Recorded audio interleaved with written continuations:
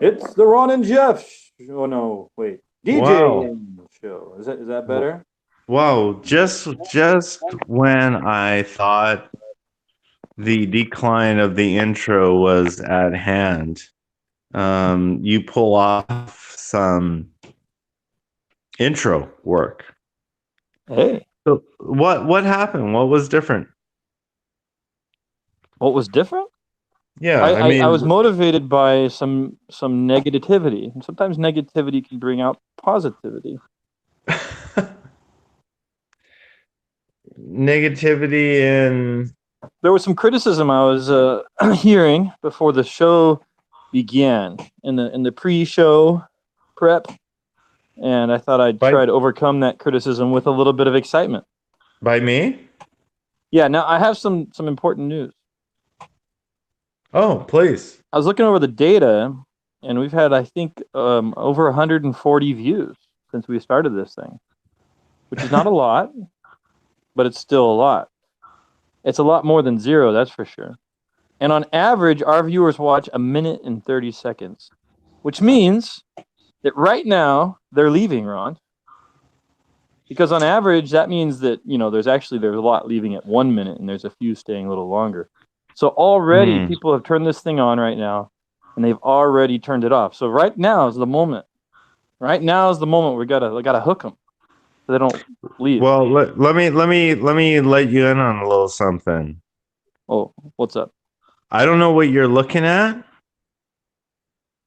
but whatever you're looking at isn't recording accurately. Oh, okay. So there we go. That's a hook right there. Some conspiracy. I like it. Yeah. Because whatever you're looking at, whatever is recording your data, Yeah. I can guarantee right now is not recording accurately. And let's hear this guarantee. I'd like to. How do you know? Well, guarantee because I've watched this thing and listened to this thing on multiple devices in multiple locations. Oh, And obviously in their entirety. Yeah. And obviously it hasn't picked up on that data. Are you sure? Did you do this about 140 times? No, I didn't. Oh. Okay. But if you did it 10 times, Ron, that's still, 10 times watching for 10 minutes divided by that's still significant. 130 times 30 seconds. Put it all together, divide by 140, and it might end up being that minute 30 you're talking about. But I don't know. You could be right. I think what you're trying to say is we're far more popular than the government would like us to think. Well, I mean, or Facebook, or what is this? YouTube. You can call it government. You can call it whatever you want. I don't dark care. Web, dark web, reptilian, Illuminati, whatever names they gem, and all that stuff. I mean, all that, everything you could possibly think of, which, hey, by the way, that's very interesting of you to bring up all of those names, which people that usually just off of observation, people that are usually not paying attention to anything, and I mean anything, don't know any of those names. So that it's getting good. It's getting really good, because the fact that you even rattled off all of that stuff is very interesting to me. Yeah, it shows he's not a normie, huh, Ron? Oh, he's not a normie in any way. Nope. But I already know that. Even if I'm a globie. Still not I already know that he's not a normie, Dana. That's no surprise to me. Might be a surprise to our one listener, or supposedly one listener. Which is really just Ron watching on multiple devices. That it's just me watching on multiple devices. I feel a little deceived, to be honest. at a minute 45 seconds at a time. Yeah, no, that's exactly it. Were you here, Dana, to to hear the inside scoop? Ron's been playing our show on multiple devices the whole way through. Ron. Yeah, no, Sean has been playing the multiple. Should I do Or a George? Ned? Is this George? Should Ed? I do a Who is this? Should I do a Sean, a Ned thing? What do you Oh want to man. hear? Oh man. Yeah. Do you log in with different people's names? You don't need to. All you need to do, by the way, FYI, all you need to do is get on a device with an IP address that doesn't match the one you normally get on. Uh-huh. And play the show. And that should register and calculate. Now, has the library asked you to leave as you're running the show on 10 different computers? Oh, they love me. There's that homeless guy again. There he is. Late books. He likes to turn in his audiobooks very, very late. He likes charges. He likes not getting on his online account and renewing his books. Wow, He must like paying fees. All right. Okay. So Dana, I didn't. Never mind. I don't know what I lost my thought. Yeah, you did. I was going to tell you, Dana, that while Ron questions the statistics, the average listener is on for a minute and 30 seconds of our 140 plus listeners. Well, the first 5 or 10 minutes are always gold, so I can't understand why. So I was telling Ron that we need to have a hook in the first minute and a half. We got to have something.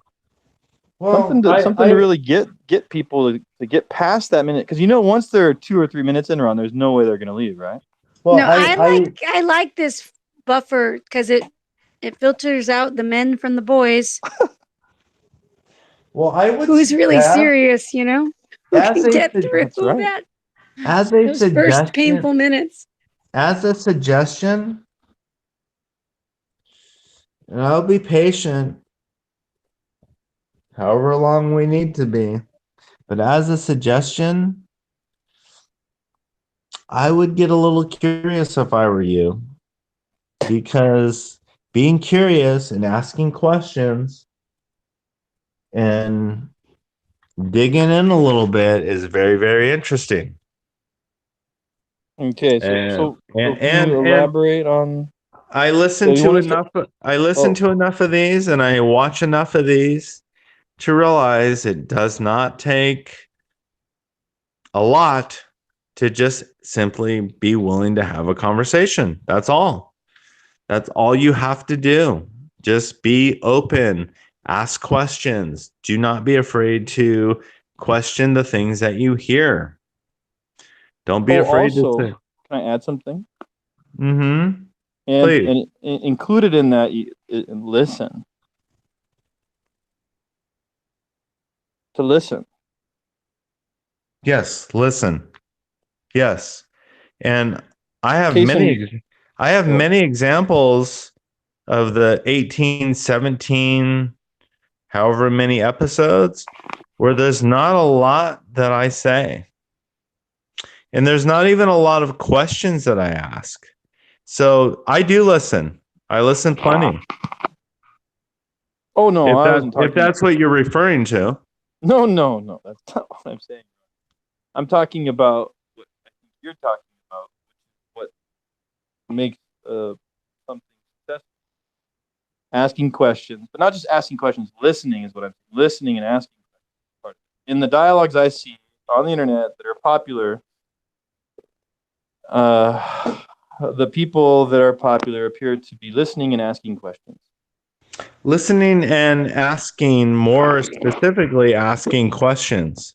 And not being afraid to ask questions, and not ridiculing questions, and not deviating from questions and content. It's very, very important.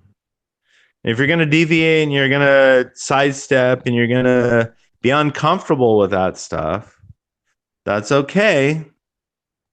I'm okay with that. But I am going to point it out. All right.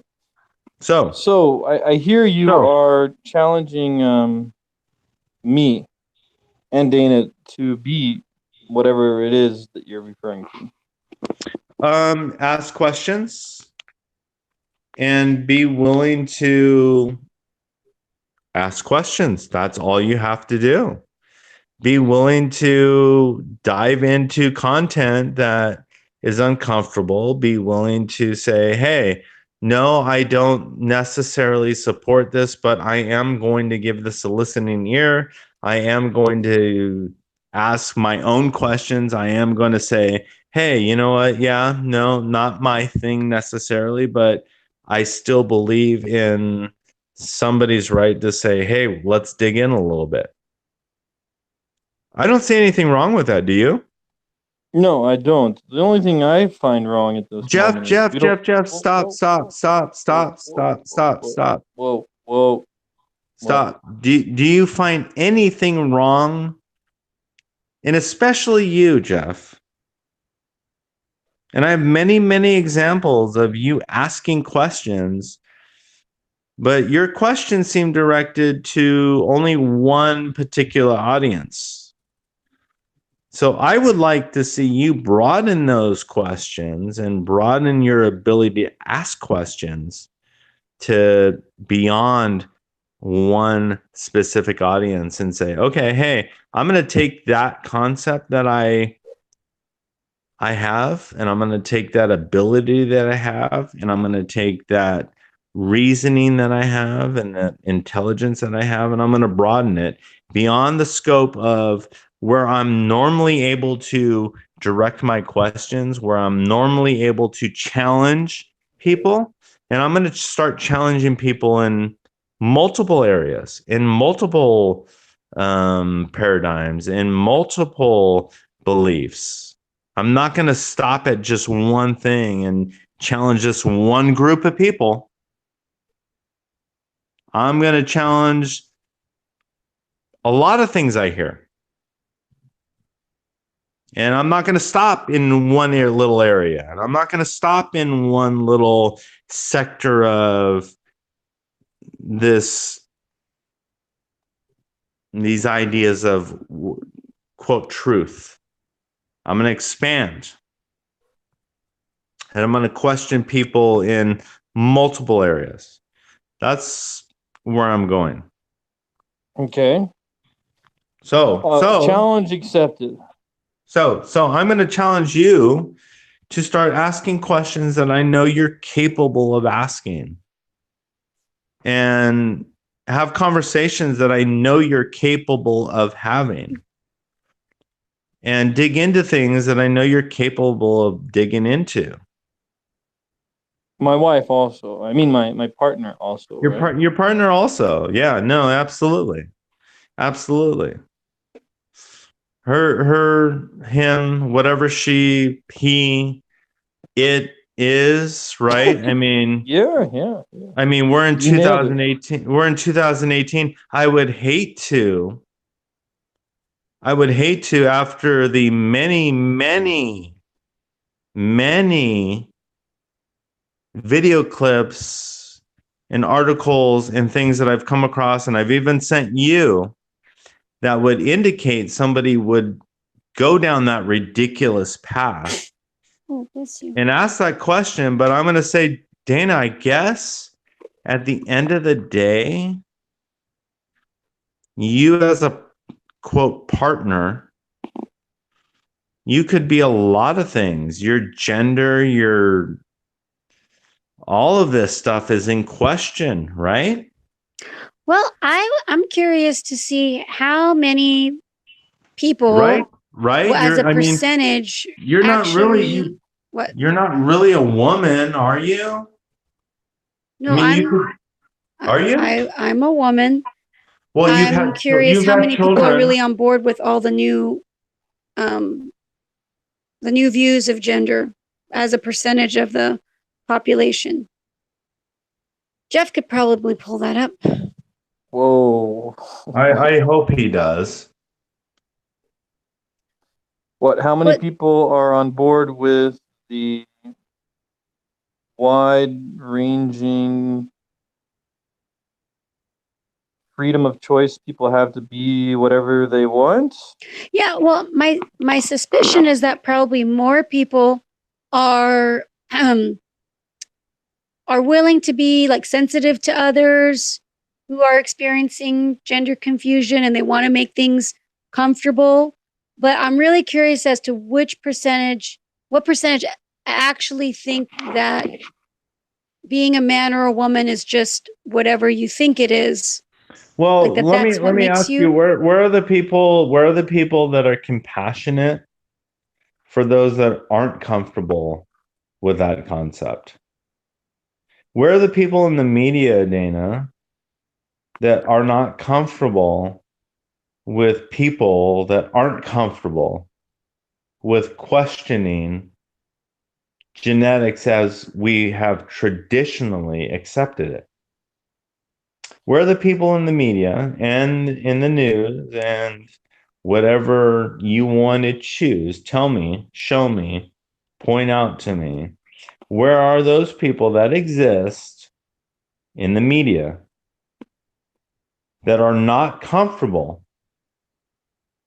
with questioning traditional, I say traditional, the traditional acceptance of a man and a woman?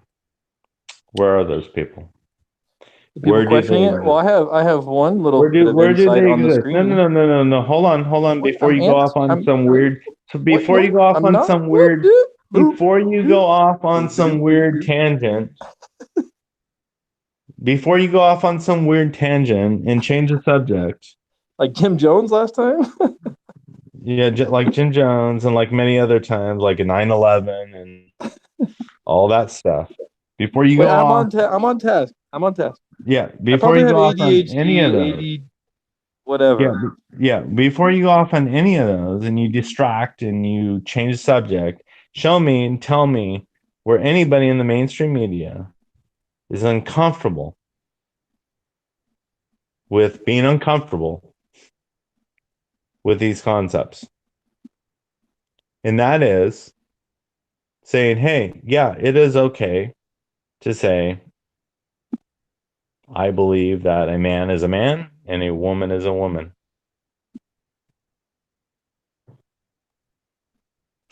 I'm waiting. Is your specific question, where do you see the people who represent the other side, you mean? Yeah. Exactly. Um, Where are these people? And do you listen? I know where they are because I listen to them, I have a funny example for you. and I know they're out there because I watch them and I listen to them and I pull them up on TV. TV, I call TV my phone and All the funny examples access. I grew about. My internet access, but I do not see them. I see a very, very big absence of them when I'm talking to people outside of my own research, when I'm talking to people that aren't really considering the things that I'm saying. So I'm asking you because, Jeff, I know you and your partner, based on a lot of things that you've said. Where are these people? I Where have a do funny they example. exist? Okay, I'm So waiting. Jordan Peterson was in the news. Beautiful. He was in the news in the context of on this actual topic because he didn't agree with a law in Canada that would compel people to say whatever a person feels they should be called. So long story short, like it appeared that Canada was requiring you to say he if somebody says they're a boy, no matter what they actually are, and to say she if they're claiming to be a girl, no matter what they actually are, something along those lines. Well, let's not pretend. Let's not pretend that same thing is possible in creeping into California as well. But as an example, what you're talking about, But me and Dana, let's not pretend. Let's not pretend that it doesn't exist where you are. Right? you mean laws? Yes, laws. Yeah, there's a current law in California. Let's not pretend that exists only in some far distant land. Let's acknowledge the reality that exists in the very place that you reside. I don't know of any off the top of my head actual laws, but maybe you're talking about the feeling. I sent you a link that clearly stated and showed that the law that was presented by a representative in California is being challenged in court currently. And that law,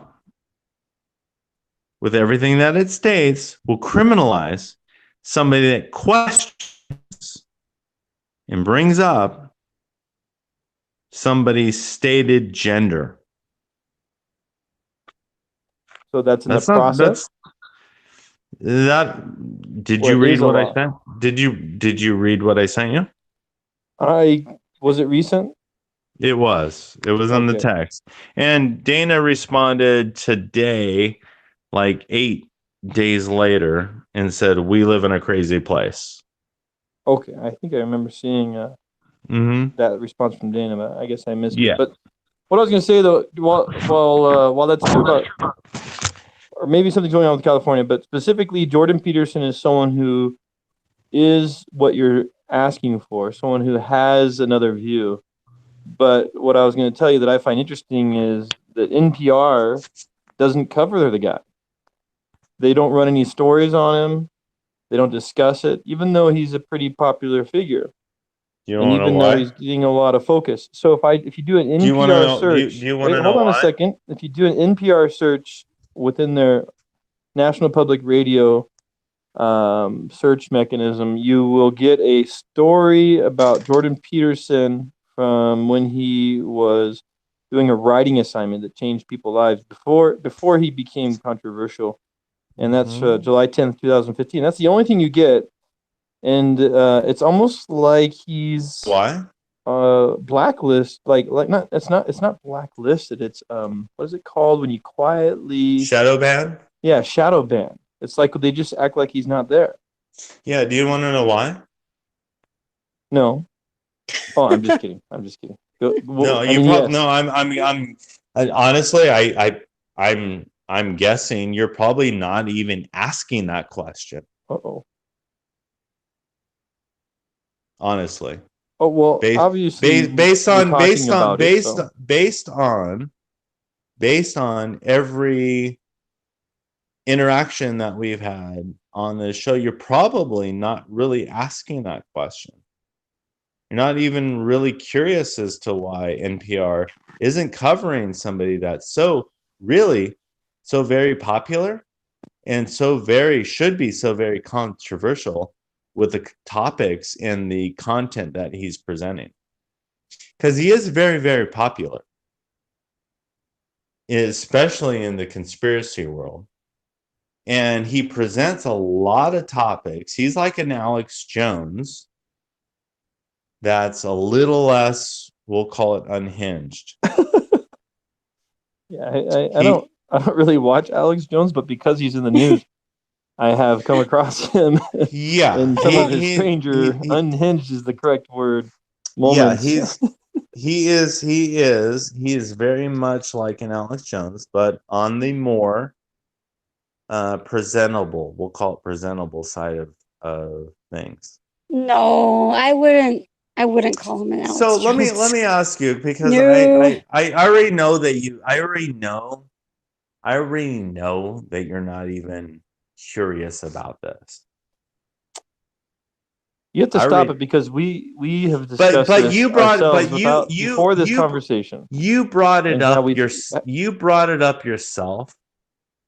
So I'm going to first ask you, why do you think NPR is not covering them or him specifically? I know you And are into let me asking guess, questions, but I'm not that interested in let asking me questions that you guess. can't answer though. Let me guess, Jeff. They're just in some bubble. They don't really know. They don't really No, know who no. he is. I have two things to say. He's not really a controversial figure. He's not really somebody of influence. He's not somebody that really presents ideas in the culture.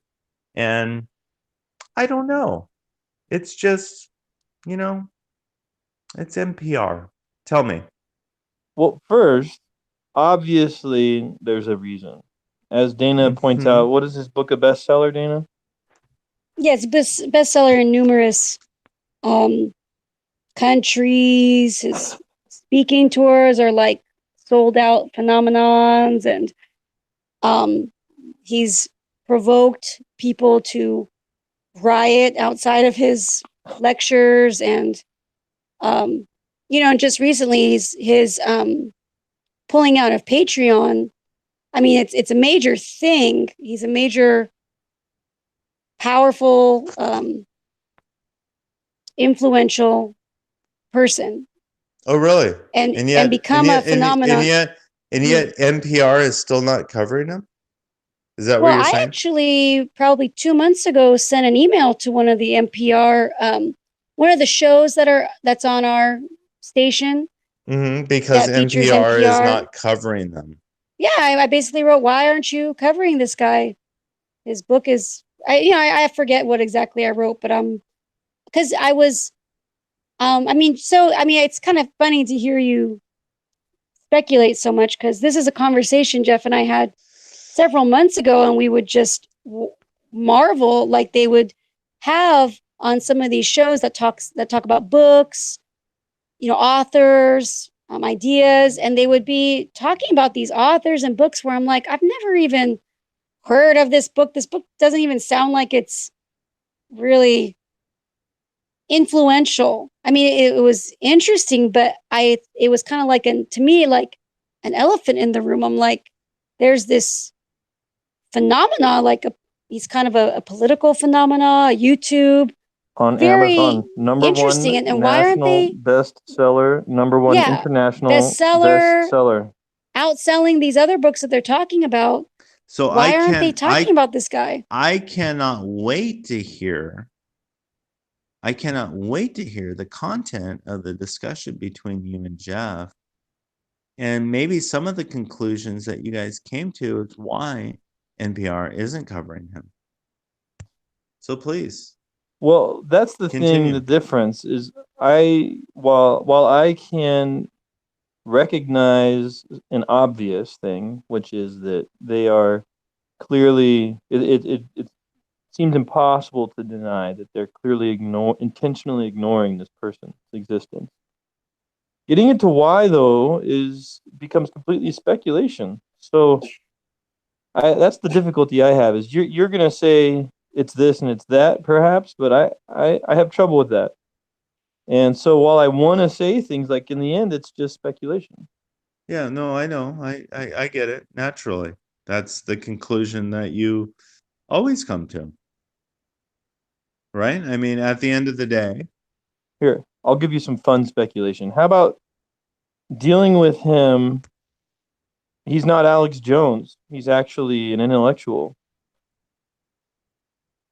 So dealing with him would be a bit of a problem. Well, he is an intellectual, but he's beyond an intellectual. And so I would be very, very curious, and I am very curious why, especially NPR, with given his credentials, given everything that is available to know about him, given all the content that he has personally put out, why he isn't somebody that is covered in their articles, in their news coverage, in their commentary, in their political opinions, all of that stuff. Why he isn't a more prominent figure. Now, again, we are coming back to that same thing that we always come back to. I think that you're just not curious about it at all. And if you are, that curiousness does not extend beyond, well, they're not interested in it. I may be wrong, but it sounds like that's exactly what you just said at the end of the day, that they're just not interested in covering him. No, that's not what I said. Oh, what did you say? I said I'm sorry. it seems undeniable that they are intentionally, I guess the word is shadow banning, right? I know that it's used in a different context, but basically they're just not covering him.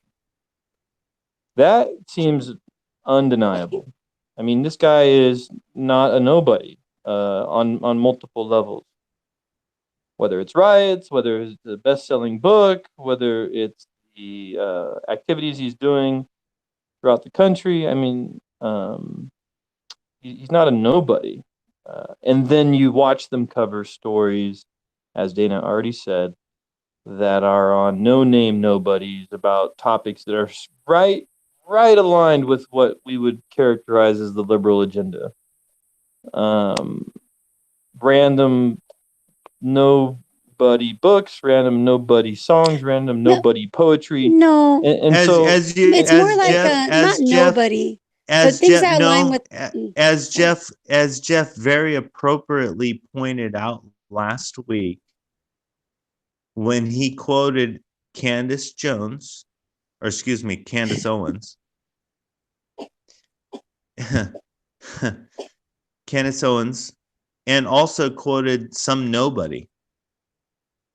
Do you remember that? Yeah. Yeah, so same kind of thing, right? Yeah, except this time they ignore the person who Completely ignore. making big waves. So please, Dana, continue.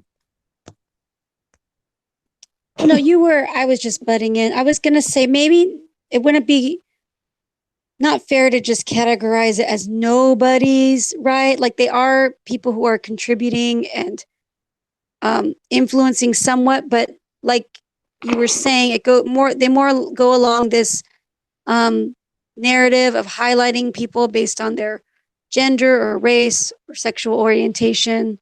And he really, I mean, he just challenges that whole mode of categorizing people. Like that's what he's challenging.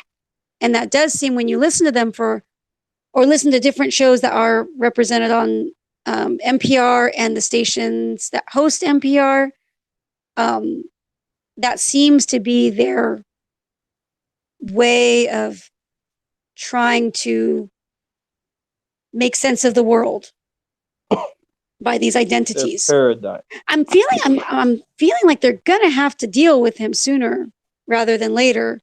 So, but it has been interesting because they did know about him before. What, like Jeff pointed out, they had a little blurb about him. So once again, it's this innocence kind of approach to him where they don't really know how to handle him because they're not really sure how to deal with his content. He's challenging what they're saying, and so at the end of the day, it's just really this innocence in approaching like this subject. Like they really don't know that they're ignoring him. I mean, this is very unintentional. This is very trivial. It's a very trivial question, right? I mean, of course, Jordan Peterson isn't a big media figure. He doesn't exist in most every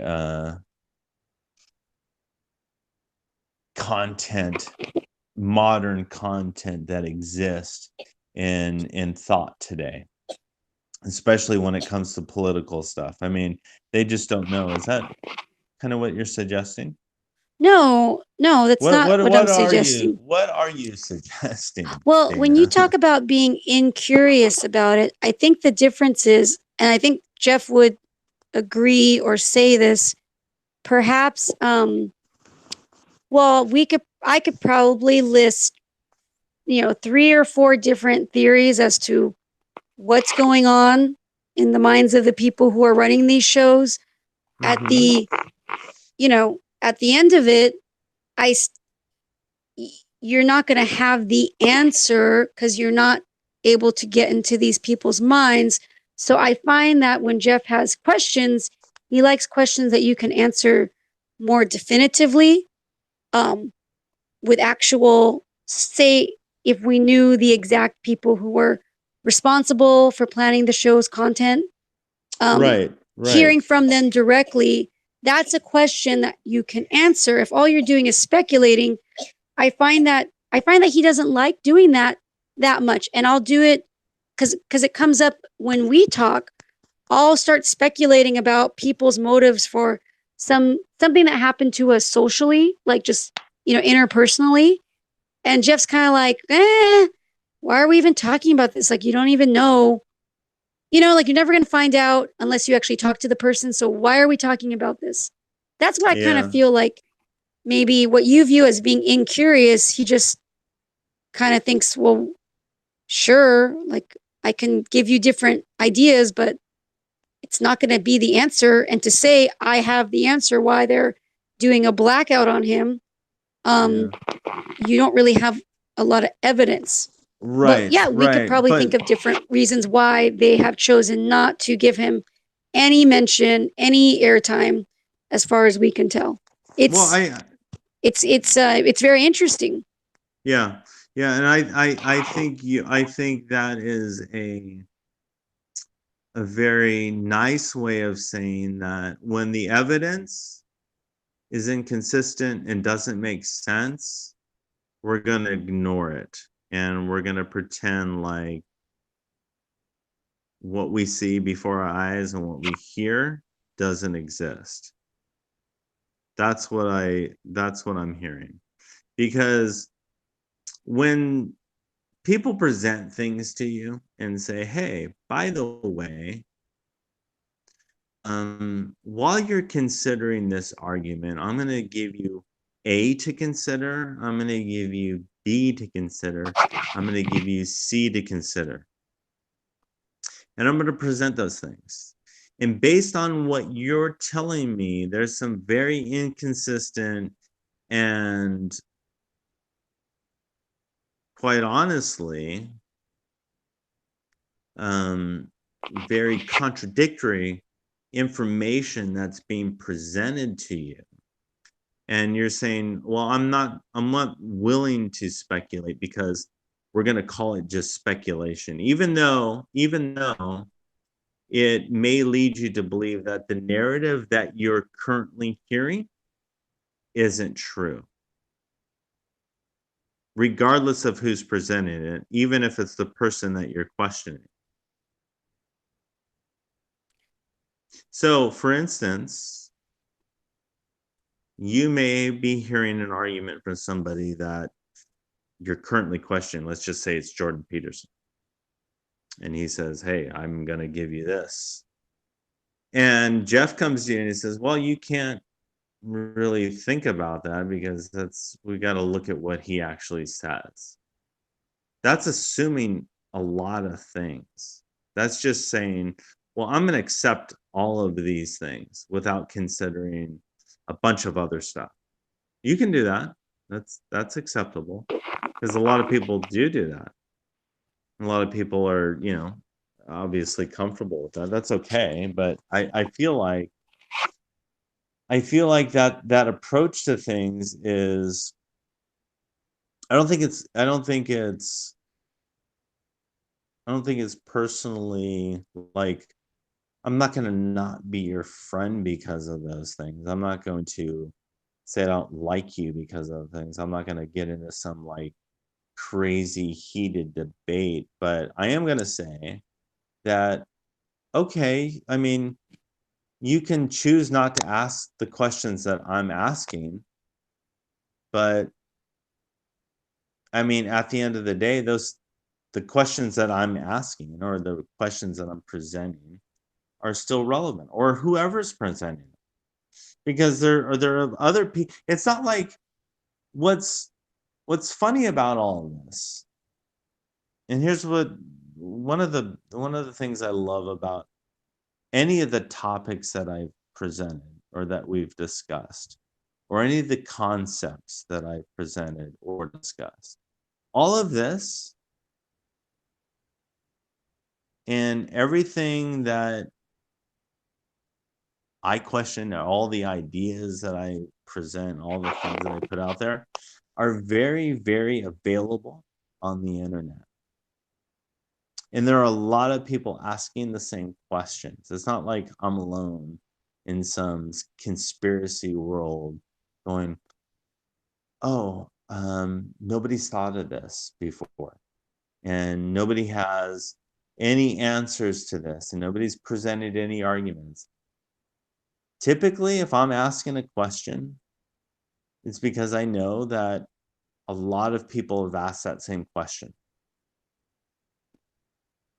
That's a fact. And so the idea that I am presenting things that are in some kind of conspiracy, far right wing, untouchable, or not untouchable, but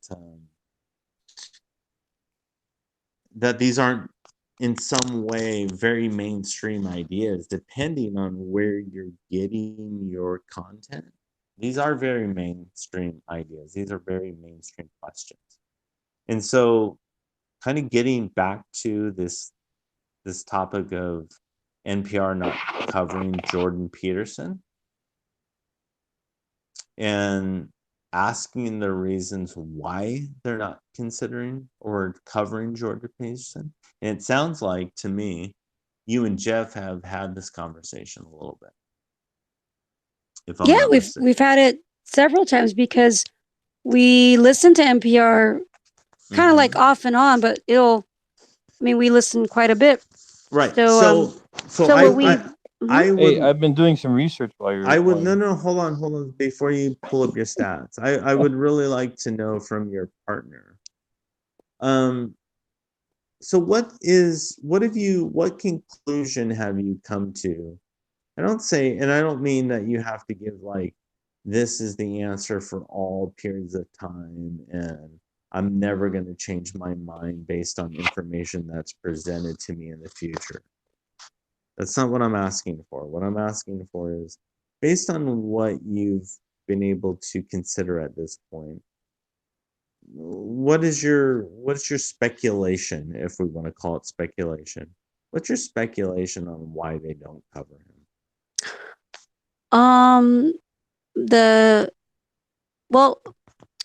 One theory that I could see as being plausible is that the theory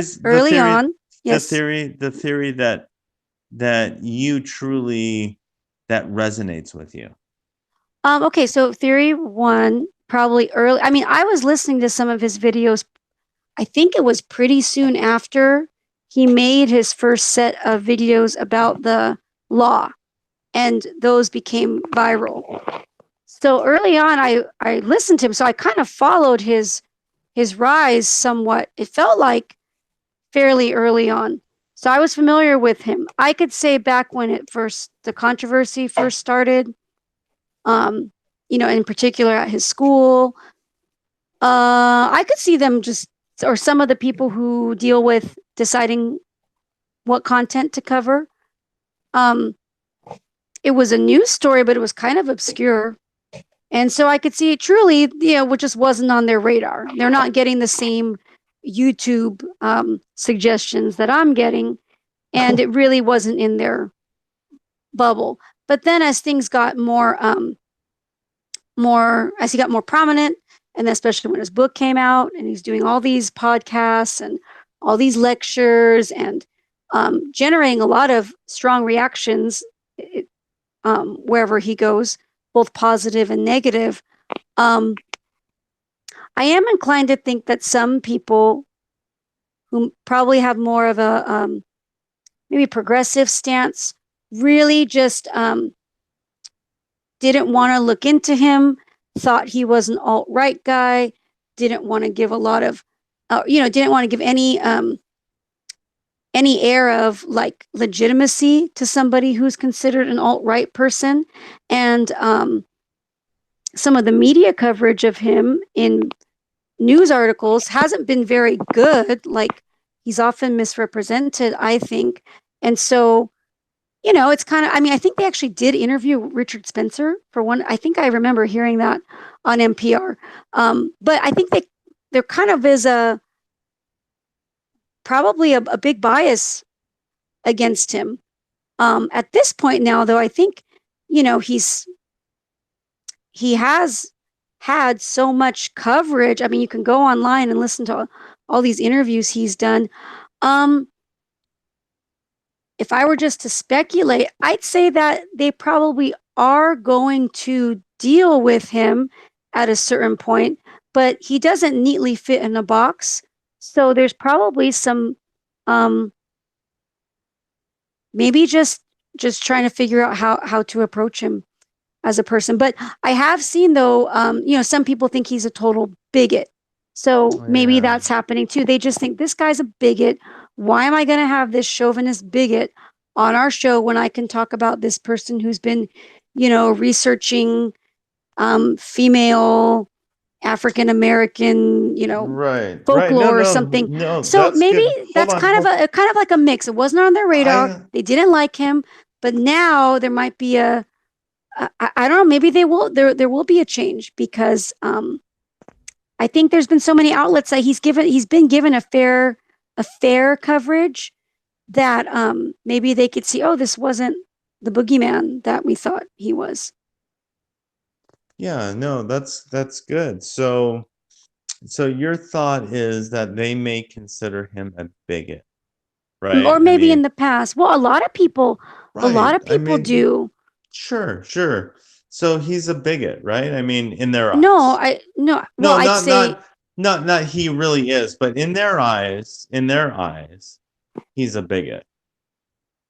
Possibly, or he was labeled alt-right, and he's portrayed as that in articles and in reviews, like right. It has been amazing for me to see that to happen to somebody where, like, I'm really like, wow, I can't believe. I guess I can believe, right? But just how unfairly he was treated by people who should know better as far as journalists, because they have access to like all his lectures. You can really get a good idea of who this person is. So it seems like it's deliberately smearing or just laziness, just complete laziness on the part of some of the journalists to portray him the way they do. But now, though, I think there is a turning point, because when one of my friends had mentioned some YouTube channel where it's that ContraPoints channel. I guess it's like a transgender guy who or transgender woman, I guess, who reviews things, and so she has a whole thing on him, like people are giving him attention in a lot of outlets now. So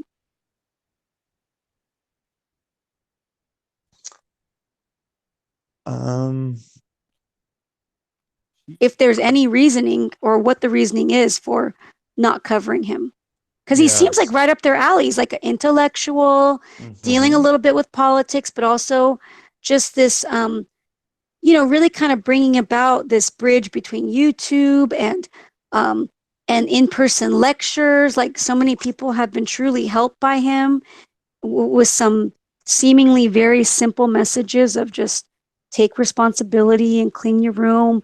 He's dealing with all these identity politics issues that their channel or their station, they thrive on that. So here's someone who's saying, no, that's a really bad road to go down. you'd hope they deal with somebody like that. Well, I think based on some of the things you said, some of the observations that you made, it sounds like you're at least asking some of the good questions. What I consider good questions, and asking whether some of the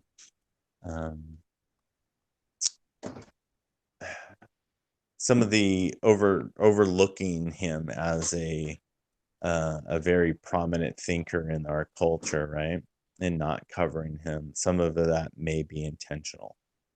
And you said that's a possibility. Well, I would. That's Yeah, a I mean, and again, you, yeah. and you said that. You said that you gave a little bit of commentary behind that. And you said it, based on the fact that, he's a controversial figure. But at the end of the day, the other thing that you also said is that, but here's the problem, is that they have access to all this same information that you and I do. And I think in some cases, probably even more information. Maybe not entirely, but I think, for some people, I would think that they're actually able to sit before the guy. They're actually able to do interviews. They're actually able to ask questions to Jordan Peterson specifically. I mean, I almost think like I would hope that the questions, somebody, some like, let's say just some mainstream, say pick the most popular, maybe BBC. I did see an interview with him on BBC, which I thought was excellent, fascinating, and I think he delivered a really, really good argument. Yeah, that one went totally viral. It was crazy. Yeah, it was huge. It was huge, right? I mean, that was. I think he did a really good job on that. I think he presented a side of the argument that was appropriate. You could add a thing or two on both sides or either side, or the many sides of that discussion. There's a couple things you could toss in there, and you could change it up a little bit. But regardless, I feel like he did a really, really good job. No, didn't you feel like it was, I thought it was beautiful. I felt like it was watching like an Olympian.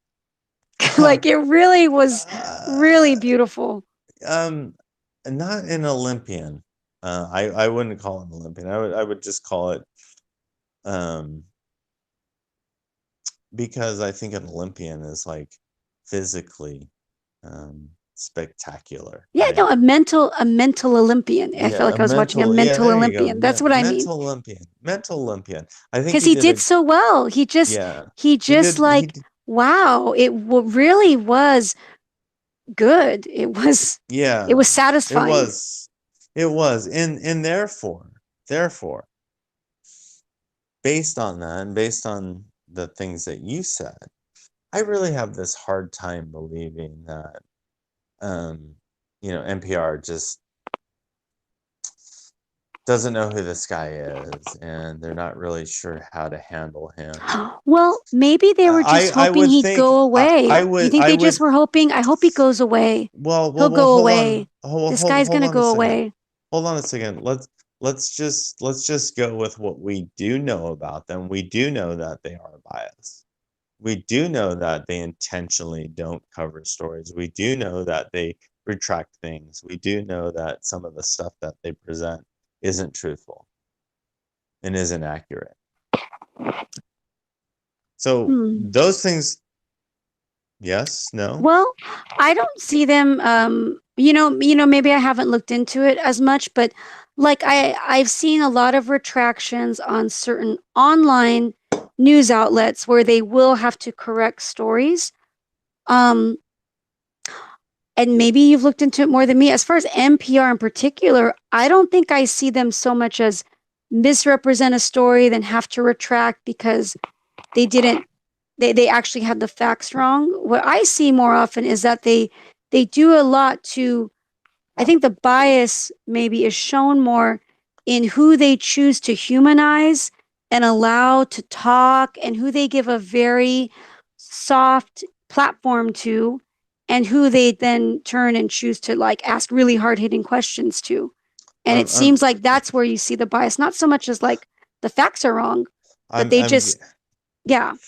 I'm painfully getting that softness that you always give. Meaning that it almost seems like you're making an excuse for them. No, it's not an excuse. It's just when almost like you're not unobjective when it comes to looking at them as a news source. Almost like you have a stake in the game.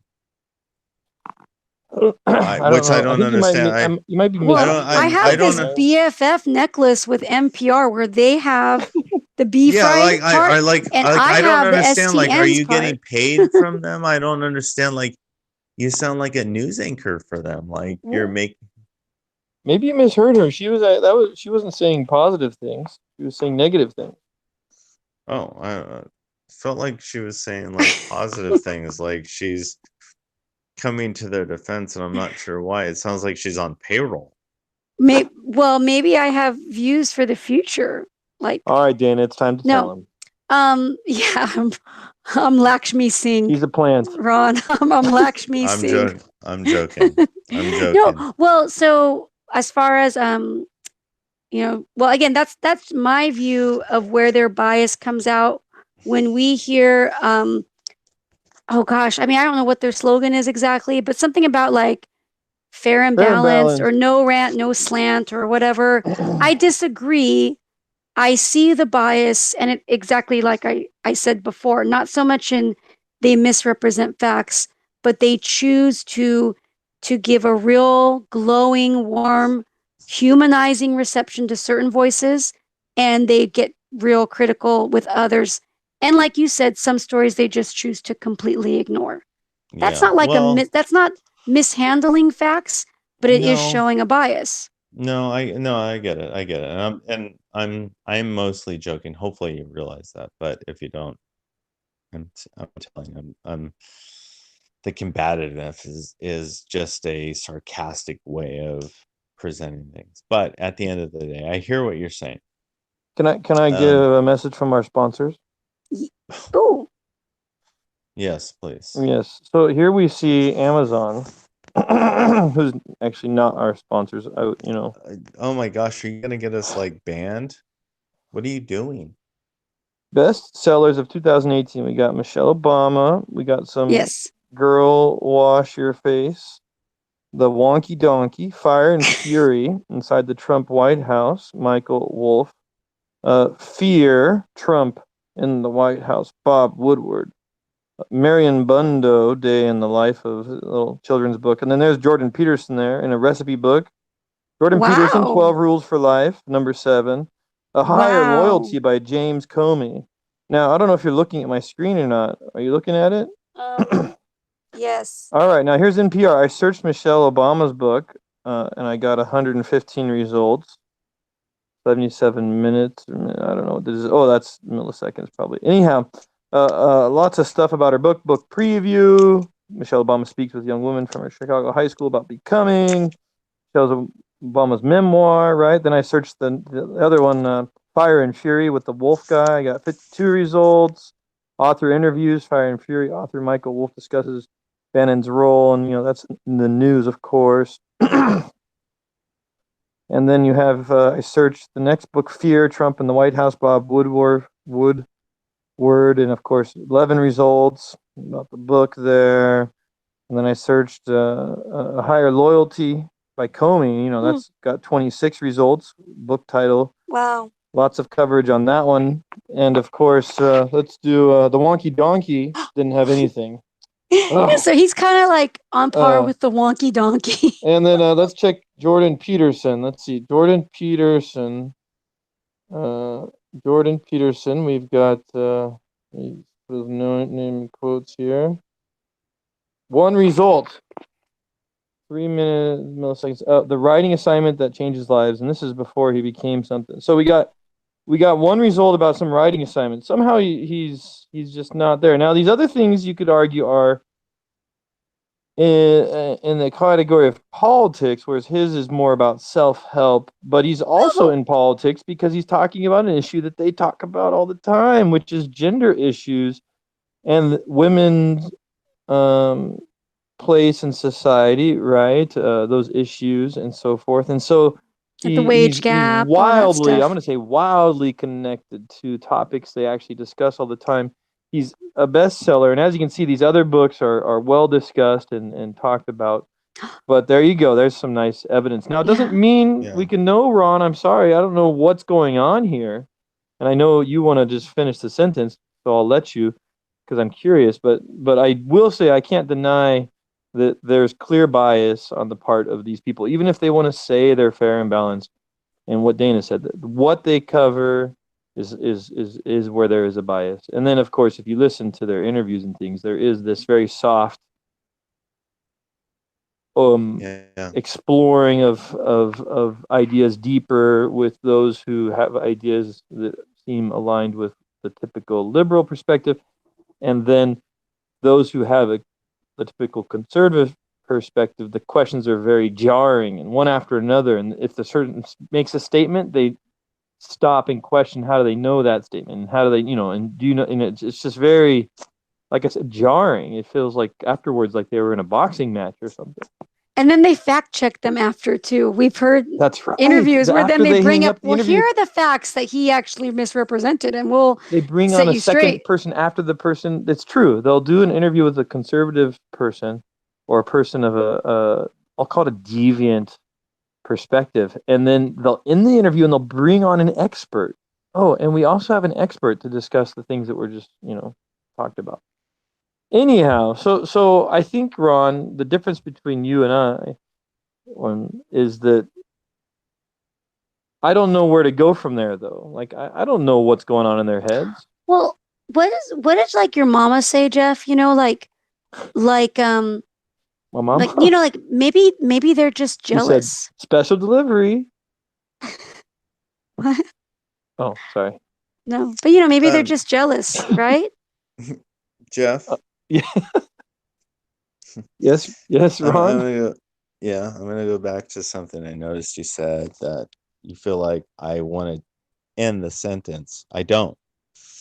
I think what you said is exactly how I see things. I don't think the way you articulated it, I think, is appropriate.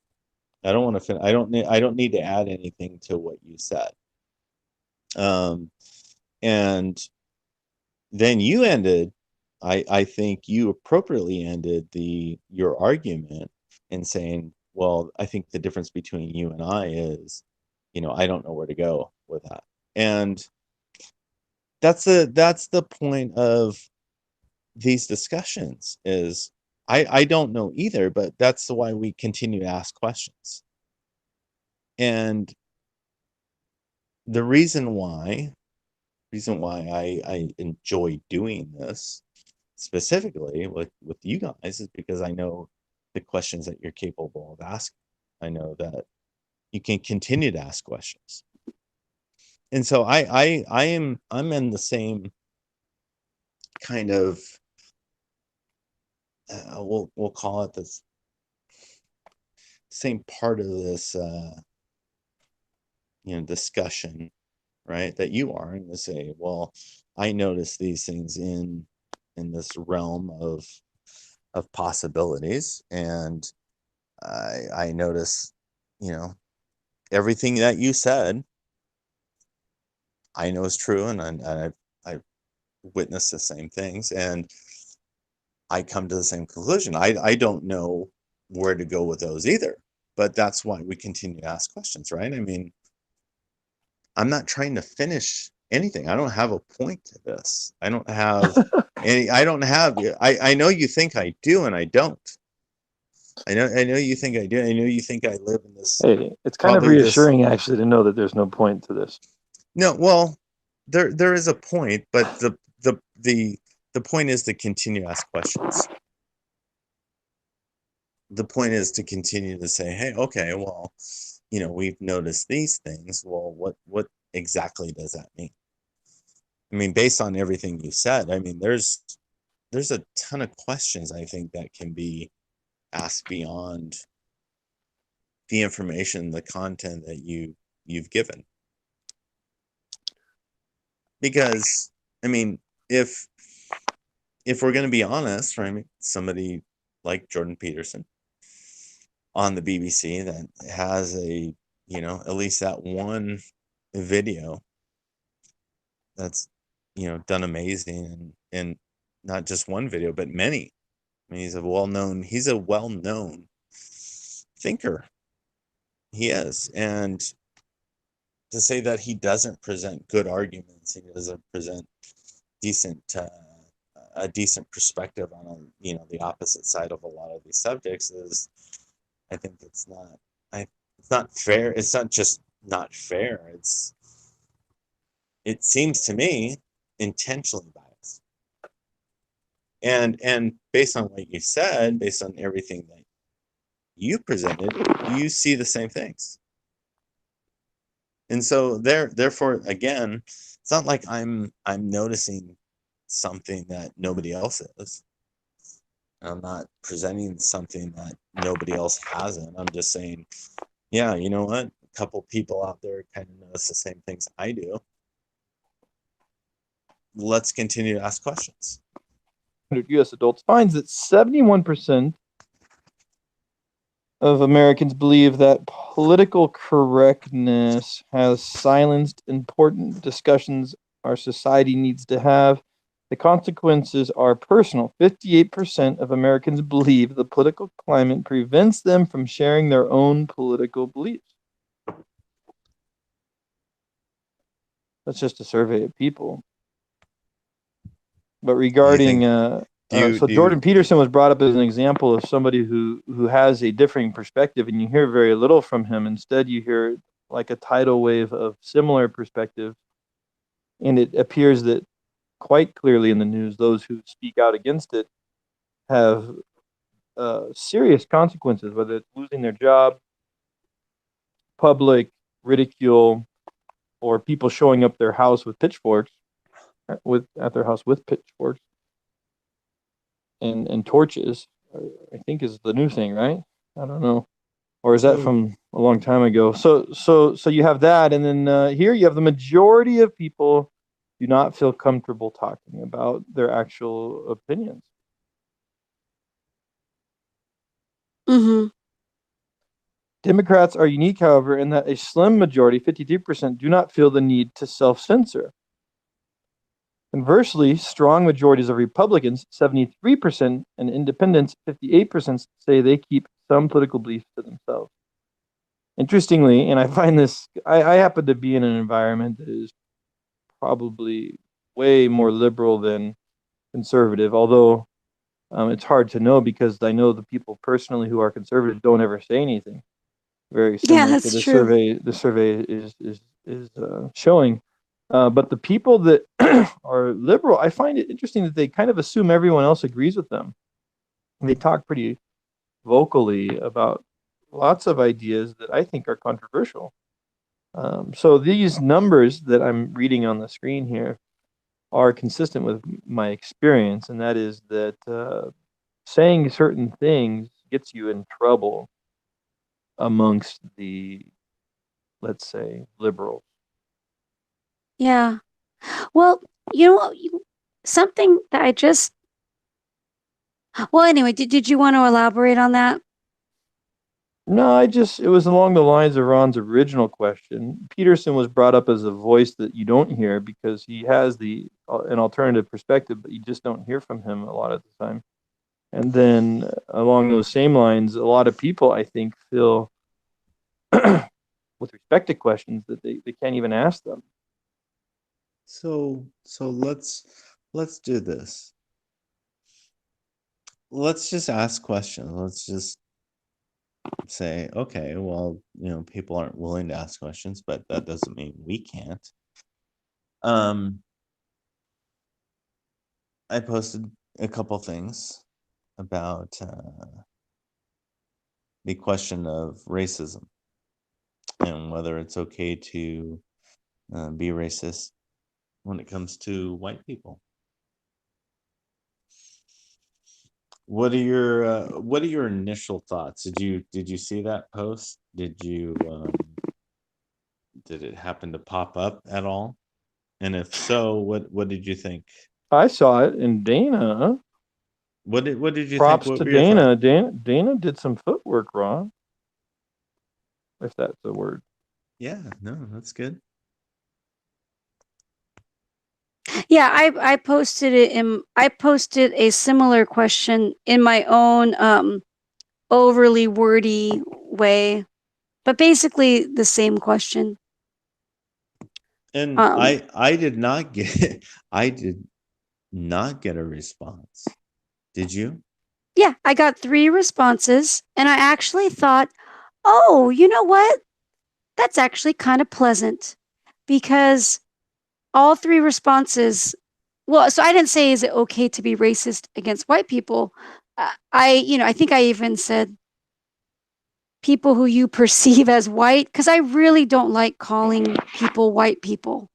I just don't like using the colored words, basically, whether it's brown or black. I just don't usually like to talk like that. So, um, but I did write, is it okay? Do you think it's okay to treat them negatively or differently? Um, and if so, why? And all 3 responses were basically no, that they don't think it's okay to treat people based on any different based on their skin color. And what I thought it was nice is that 2 of the people are more progressive, liberal. They one of them is always she always posts things from like Occupy, or she used to post a lot from like Occupy Democrats and things like that. And some of her posts I think do deal with racial things. And from a more progressive point of view. So I actually thought, you know what? It's nice that there was consensus somewhat that no, we don't treat people differently.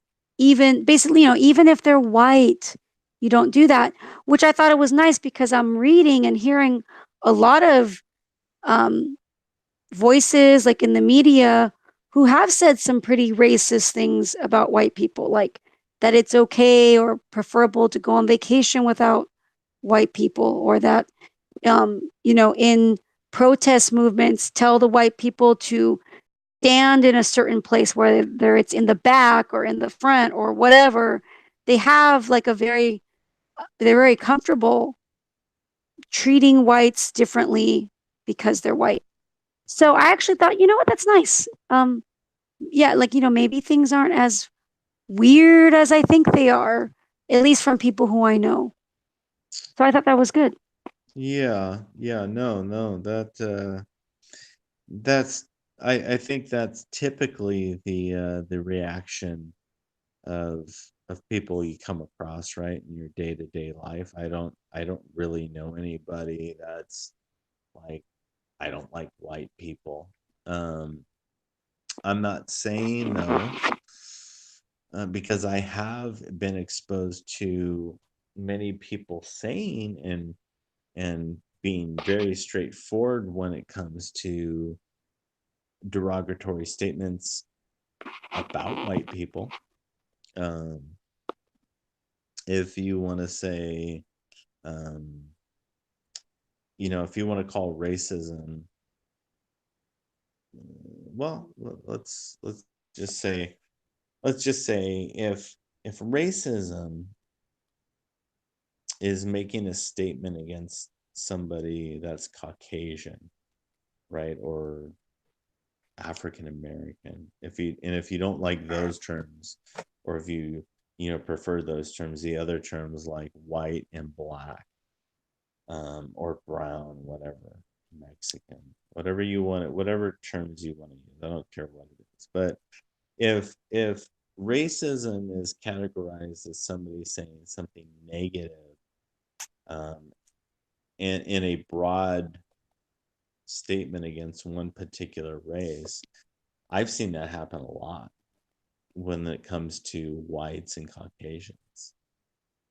I've personally witnessed many people making derogatory statements against white people, not only in the media, but in my personal life.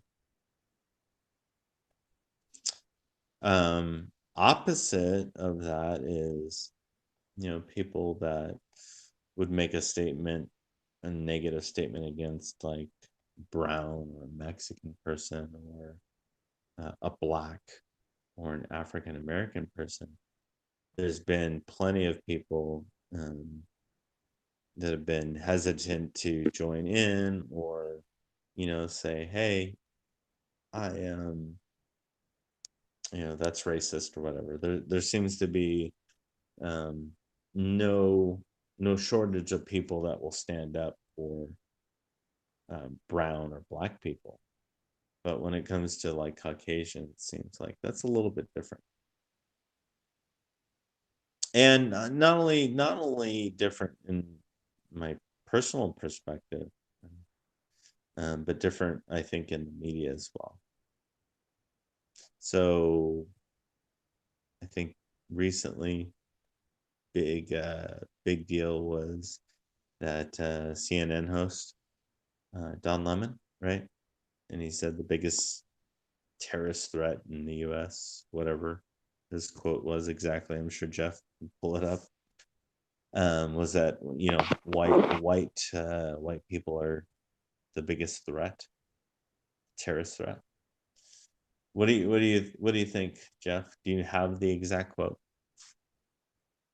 Sure you I do. can get that for you. Can you? Yeah. Can you read that? Let's see, Snopes. Yes. Snopes. Did Mhm. Don Lemon say the biggest terror threat in this country is white men? Rating correct. So Yeah. think It about was that. Think about that for a minute. That's a very prominent, very popular news anchor. Somebody that is constantly part of political culture, whether it be in memes on the right or the left, and obviously he is very influential on the progressive side. Many people, you know, take him as an authoritative figure when it comes to information.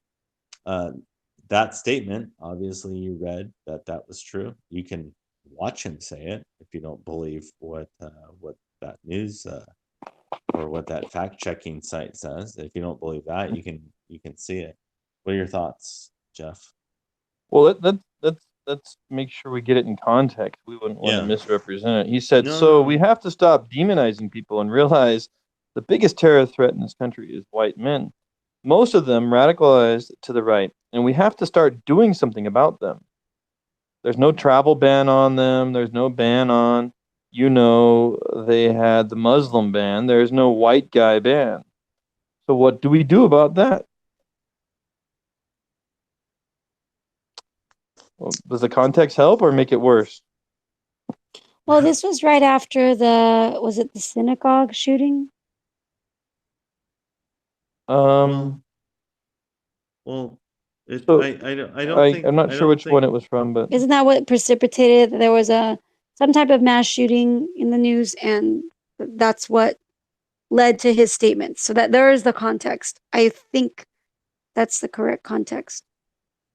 that one was probably is the context. But if we take that context and go further and take a step back, and whatever angle you want to consider this from, I think we can. Grocery store shooting, I believe. What? But I'm I sorry. think it was a grocery store shooting, but Yeah. anyway, I don't know. So Dana, the D, DJ, right? Dana. So Yes. are you suggesting that he that what he was that what was being presented was justified?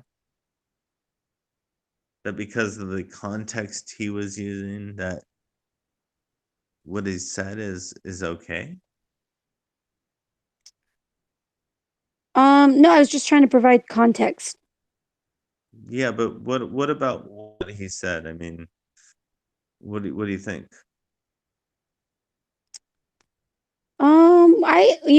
My husband and I watched that together because that did pop up on our radar, and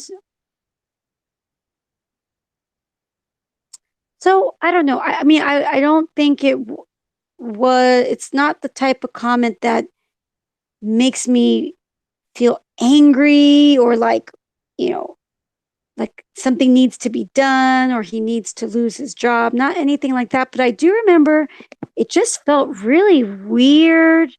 And I don't know. I guess there's something kind of sinister about it. I So know it what's didn't, sinister about it. it felt like there was something, again, just a very, very like, I know. it didn't sit right. Um, I know. yeah. And well, I was going to say, and then we started looking up numbers after that. That led to us looking up all these statistics on terrorism. You go on, Jeff. Oh, I was just gonna say because it's really bad. Uh, the goal here is to end racism, Yes. and so you would hope that no one's general group based on pigmentation would ever be inserted into that sentence, Yeah, I like to say the real problem, unless you're a racist. right? Unless you're a racist and you really believe that there are people who are all different based, I can know what all about you just by looking at the number of pigment pieces in your skin there. I can take a measure of your pigment and I can know about you. Unless you're that kind of person. But for everyone else, these are scary statements because he just said, so we have to stop demonizing people and realize the biggest terror threat in this country is people without a lot of pigment in their skin. We have to And stop demonizing those other people. These are the ones we need to yeah. demonize when the Now, goal is to not demonize anybody. now, to be charitable, you could argue that his point was what you just kind of got at there, which was that we shouldn't be demonizing anybody. But the problem with that is it's tough to get that out of here. Um, you could say all this demonizing is really bad. If you really want to demonize people, demonize the white people, but that's just as ridiculous. So you could have that kind of line of reasoning, I guess, but it doesn't feel that way when it's saying that. It feels like he's actually saying what he's actually saying, which is that we need to be worried about people who don't have a lot of pigment in their skin. Yeah. And then I think after that, you went and you pulled up the data on Mass shootings and the color of mass skin, and shootings. basically, And like you were talking about, well, it's kind of hard to overlook that white people, if you want to group by color, right? pigment, White people are like what percentage of the population still? the majority of the population. So it would make sense if every little group did the same amount of shootings, it would actually not be any type of news to say that white people kill this, more people because they are the biggest color group. But then you kept looking, right? And we saw the the group that was wildly out of proportion to their Oh my gosh. and it was like on the chart that he showed too. It was. Yes, it was on his actual Yeah, so chart. that really had stuck out, that per capita there's another group that was like wildly disproportionately represented in their rate of terrorism. Ron doesn't know what we're talking about, but before we get there, the majority of people in the United States are poorly pigmented. So when you see the majority of these shootings being by poorly pigmented people, then that is to be expected. So what you could do, if you want to be careful, you could look at all mass shootings. You come up with a definition of mass shootings, and you could look at the ethnicity if it's provided, or the pigmentation if it's provided of the different shooters throughout, and you could make a careful analysis. And while I didn't do excellent data, it was pretty easy to see that the numbers of mass shootings and so forth are pretty close to the actual populations of people groups within the United States. And you include in that the people that are of darker complexion, skin color, pigmentation, who you probably have in your mind in the news. Those people exist too. I don't know why people focus on the poorly pigmented people. There are people of all shades doing these horrendous crimes. Just recently, there was a man with dark skin here in California. He was going on a shooting spree. Was he killing police? And then they eventually held him up in a cabin, and I think they burnt it down around him on accident. I'm not in any way trying to be racist here. I'm just saying, like, I when I watch the news, I see people of all sorts of skin colors doing all kinds of terrible things, whether it be dark skin, light skin, or in between. Mostly men. That's the thing that's interesting, is that you want to talk about bias. Why is it always men? Come on now. That glass ceiling of mass That's shooting, the glass man. ceiling, yeah. Amongst other common denominators. But it would be nice to have those numbers. It takes a little bit of work to get those numbers. But the thing that is crazy, Ron, from that interview is the part where he talks about terrorist attacks by organizations. So you have white supremacist terrorism, right? And you have radical Islamist terrorism and so forth. You following me, Ron? Yeah. So what percent, of the population is Muslim? What do you think in the United States? I would say at most 1%, probably less than 1%. That's a good guess, Ron. I believe you're right. I think it is 1%. That was 1.9. 1.1%. Oh, Okay. Good job, Ron. Mm-hmm. What percent of the crimes are Muslim?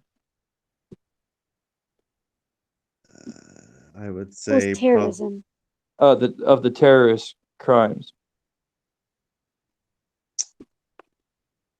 What they consider terrorist crimes. Killing people in the name of some belief system. Yeah, probably. I'm going to say based on their statistics that they're publishing. I'm going to Ooh, say, I heard a little bit of conspiracy hidden in there. well, I mean, again, I'm pointing out something that is very widely held and accepted as a possibility. It's not something that I made up myself. You alluded to the fact earlier of the same kinds of things, and there's plenty of people saying these things. I mean, it's not like I'm dreaming this stuff up on my own. I mean, we know polls and data are skewed. That's a fact. So I don't know what statistics. Sorry to get under your feathers there, or ruffle your No, feathers no, there. no, I no, didn't no, mean I no. didn't mean to interrupt your train of thought No, there. I was just no. I'm explaining. under your My skin is what I meant to say. Skin, Yeah. feathers, birds, people. It's just all confusing. Well, again, that's a sarcastic way of presenting something. It's not. I'm not angry. No, you did not get under my skin. It's when you're presenting arguments, when you want to make a point. Sometimes it's appropriate to show, some fervor, some passion.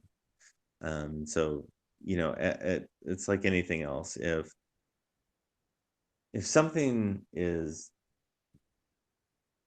right before your eyes, and you can say, okay, well, look, I mean, these are generally accepted principles.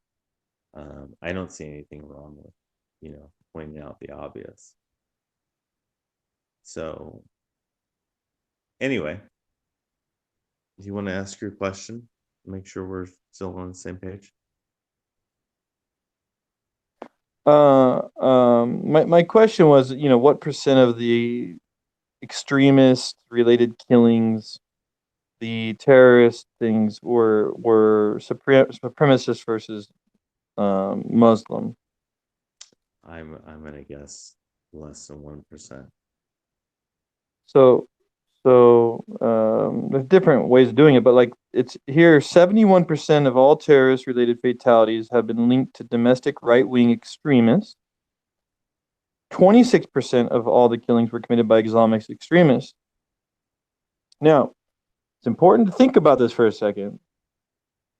26% of these killings, you're going to say, "Oh, look, there's more, right? There's more of these right wingers, right?"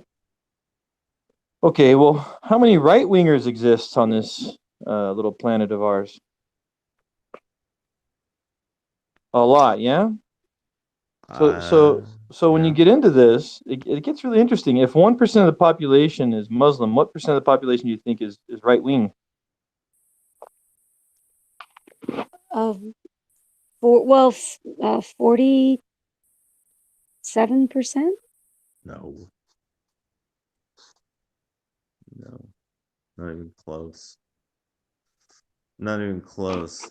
I don't know what statistic you're gonna pull out. I'm gonna say low end, and this is high. This would be the high. It's 15. Well, wait, no, right wing, not extremist right wing, right? Just like with the Muslim percentage, they're not all. It's not You're not extremist saying Muslim. that's It's just right wing. yeah, just right wing, and then just Muslim, and then there's a smaller percentage of both of those groups who are the extremists or whatever. So that's why I thought like 40-something% will be right wing.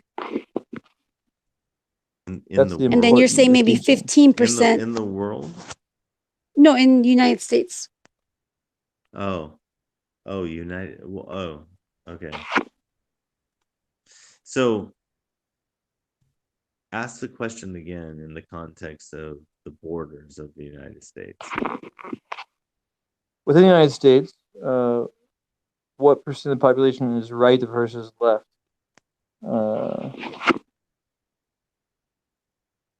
Well, I mean, based on voting, I don't know. It's like somewhere down the line, 50%. I mean, what are we talking about? Well, that's just the thing. So conservatives are currently 36%, and liberals are currently 25%. According to whatever I'm reading here. This is Gallup. And the other group is just like independent or unaffiliated. Yeah. So 36% story highlights. 36. This is Gallup. 36% of Americans now are conservative. 25% are liberal. You wouldn't feel that way from the way the media runs, But well, no, but that's an important observation. So this is January 3rd, 2017. U.S. conservatives outnumber liberals by narrow margin. So 25, 36. But here's my bigger point. If 36% of the United States calls themselves conservative and 1% of the United States calls themselves Muslim, and then 70% of the killings were by right-wing extremists, and 30% were by Muslim. There's something really interesting going on here. A very small number of people is doing a very large number of these attacks. Well, in these discussions, I think it's important to consider all the other common denominators. Wouldn't you? I don't know. Realistically, if we take whatever we're talking about, let's say mass shootings, right? We just say, okay, well, obviously a large percentage of mass shootings have been white people, right? At least in the USA. Correct? Yes? No? What is large percentage? Mostly white people. Mostly means more than half, and yes. Okay. So, the other thing that we know about these mostly white people are liberal. Is that yes or no? I don't know the answer to that. I heard something recently about that, and I think it's interesting that you bring that up. But tell me more. I think I heard that The other they common might be liberal. Actually, the I other did hear about common this. I don't know. denominator that is not talked about a lot is that most of them are also on antipsychotics. Yes or no? I'm not sure about that.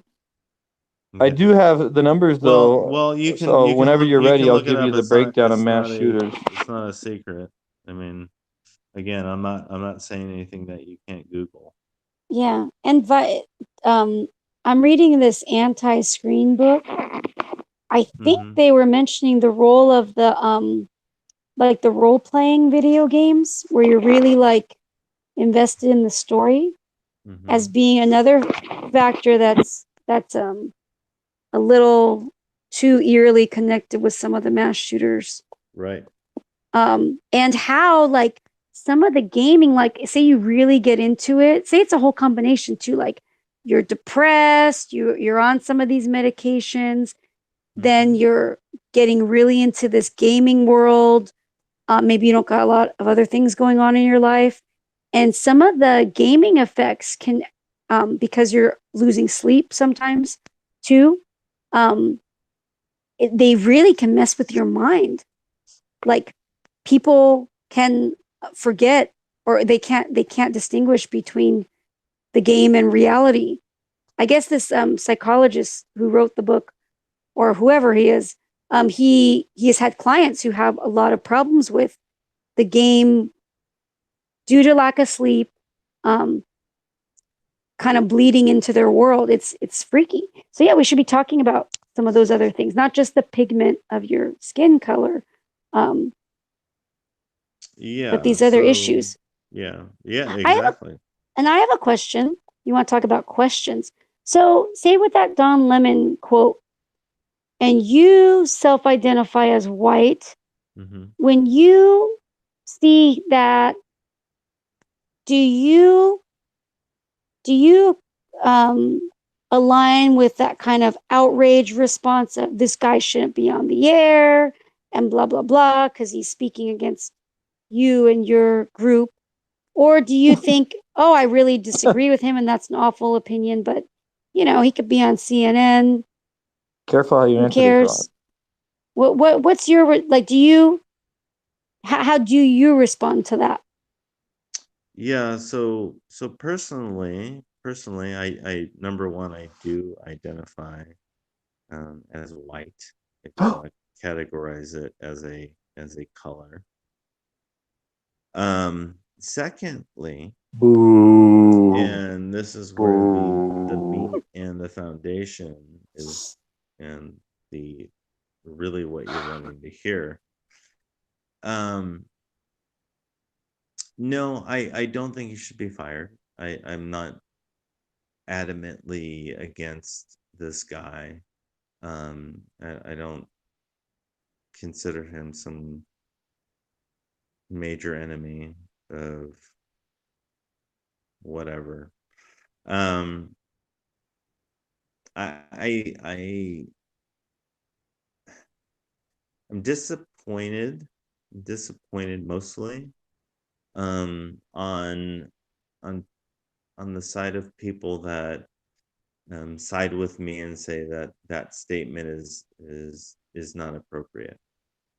So I think, and here's the thing, I think if you're I've contradicted myself many times, and I will probably continue in the future. And when those things are pointed out, they're not always comfortable. But it's like I'm not some media figure. I'm not somebody that's presented. Correction. Yeah, I'm not somebody that's presenting ideas to like millions and millions of people and making statements. Correction. Well, yeah, no, actually, it may be actually the opposite. Snopes or factcheck.org is going to take that statement of yours and they're going to say they're going to call it a pants on fire, Ron. Yeah, maybe the truth is. Maybe the truth is. I made Don Lemon famous right now. I know. He's glad that you shouted out to him. I think. Hey, Don. I think honestly, Don owes me a little bit because I don't think anybody knew about him prior to this. So yeah, you're welcome, buddy. In your news show. Yeah, your show. But no, I know, Dana. I'm saying that I think a discussion is appropriate when it comes to his statement. And therefore, and the reason why I brought it up, because I think if we consider what he said, I think based on at least what they're presenting as being racist, because they will, and he specifically calls Donald Trump a racist constantly. Yes? No? Do you agree? Yes. I don't watch him enough, but I can imagine he probably does. Yeah, you may not you say Donald Trump's a racist, but I think he might even say that. I'm not sure. I just know that I feel confident saying that. Yes, I think it's a pretty common theme that Mr. Trump's got to be racist. Yeah. Well, based on that, that presentation, that statement that he makes, I've seen people post clips of him, and so I say that confidently. I say that in one way or another, whether it's insinuated or whether he's just outright saying it. He's constantly saying that Donald Trump is a racist. Well, based on that standard, he falls into the category of a racist, based on the statement that he made and saying that the biggest threat to this country, or whatever the quote actually is white people. I mean, am I, and I know I'm not, but I feel like if somebody's making that statement, right, they have to know what they're doing. You don't come out and just say, the biggest threat to this country is white people without knowing exactly what you're saying. You don't make that kind of statement. Well, so do you think that do you think he just off the cuff just said that? I do have a question that came before that question in my mind. Yeah. Do you think that saying something Do you think that what he said could have been said like this, um and it wouldn't be susceptible to the charge of being racist? So if someone were to just say, the majority of killings are perpetrated by white people, and so if you just look at the numbers, they're more likely to do you harm, just based on the numbers. Is saying something negative about white people, is that necessarily racist? No, So no, you so someone no, it's not. so you take issue with the way he said it, because it was like, did you feel like it was trying to ramp up fear or hatred towards white people?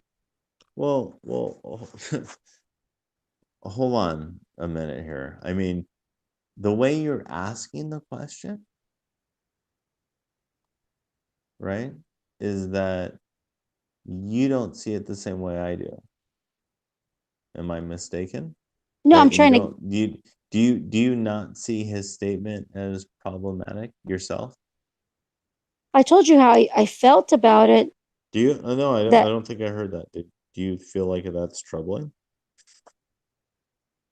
I mean, um seriously. I mean, honestly. I mean, do you think like the do you think troubling him part for saying me that like was, I felt like when I described it as feeling uneasy watching it, kind of feeling chilling, is I felt like it was someone trying to, like, it felt like he was trying to persuade you towards um viewing a group as the enemy, and not just like I had contrasted with the kind of fact based, more more unemotional treatment of facts, like, okay, purport, or statistically speaking, white people, whatever. It felt like he was getting close to promoting fear or hatred. But I don't know if I don't know if I'd say that was completely racist. I don't think I would go there, but it well, was disturbing. It well, didn't feel right. So Dana, I that's mean, where I am. Maybe I here, could listen to it more and think about it, but well, um Dana, I mean, please, I mean, based on everything that they say about what racism is and everything that you've seen, I mean, you see a lot of the same content I see, and you hear a lot of the same arguments that I hear. And so I know you're well aware of the fact that people look at what that statement specifically, people look at that as a racist statement. And people, although I may not fall into that category myself, but if you want to call it outraged, people are very outraged at that statement that he made. yeah, That because what yes. Yeah, I can see what you're saying. If you use the same standard that they use to judge other statements about groups, and they call that racist, yeah, by their use of the word racist, that would be a racist statement against white right, people. I right, agree with right. that. I Yeah, probably personally choose to use a more constricted view of, before I call someone racist or something racist, I probably have a more narrow view. But yeah, by the way they use the word, that's a racist statement.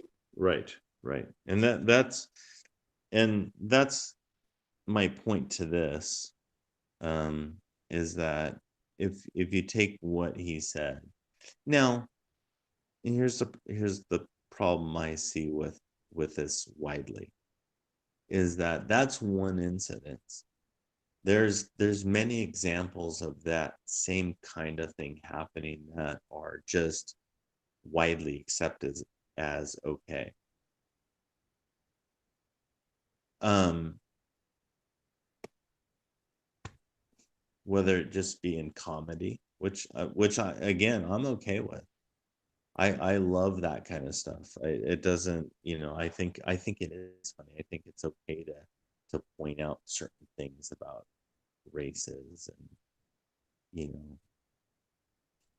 things, stereotypes, and make fun of that to me, that is funny. I love the old comedy of like the 70s and the 80s, and when people could make fun of a black person, and they could say nigger without it being some kind of like crazy derogatory term. That is, I think that is like, if you take that approach to this, right, and you say, okay, well, we can have some fun with it. We don't have to be completely serious about any of this. There's plenty of, I think, opportunities to point out things about certain races, and that's okay. And you can even do it in a funny way. You can even use humor to do it, and it's been done many, many times. But it seems like if you, in our culture, at least in the media, it's okay to continuously point out like things about white people and white people in the past, and like these mistakes that white people have made, and it's a thing that they can continue to do, and nobody seems to, for the most part, be addressing the fact that, wait a second, based on those standards that you guys use, what you're saying about white people, that's pretty racist. It's not appropriate. And I feel like you agree with that. I don't think that's, and again, that's not something that I'm holding by myself. I think many people believe that. I think many people are aligned with that thought, that a CNN host making a statement like that, that's a, if you want to use their standards, that's a dangerous thing to say, right? Yes. I have a You problem with agree? it. You I will don't? say I was doing some side reading.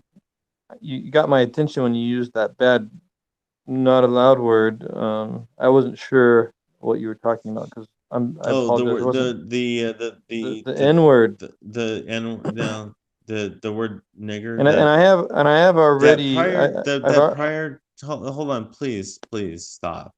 oh, yes, The sir. word, the N word, that was prior to this ridiculous,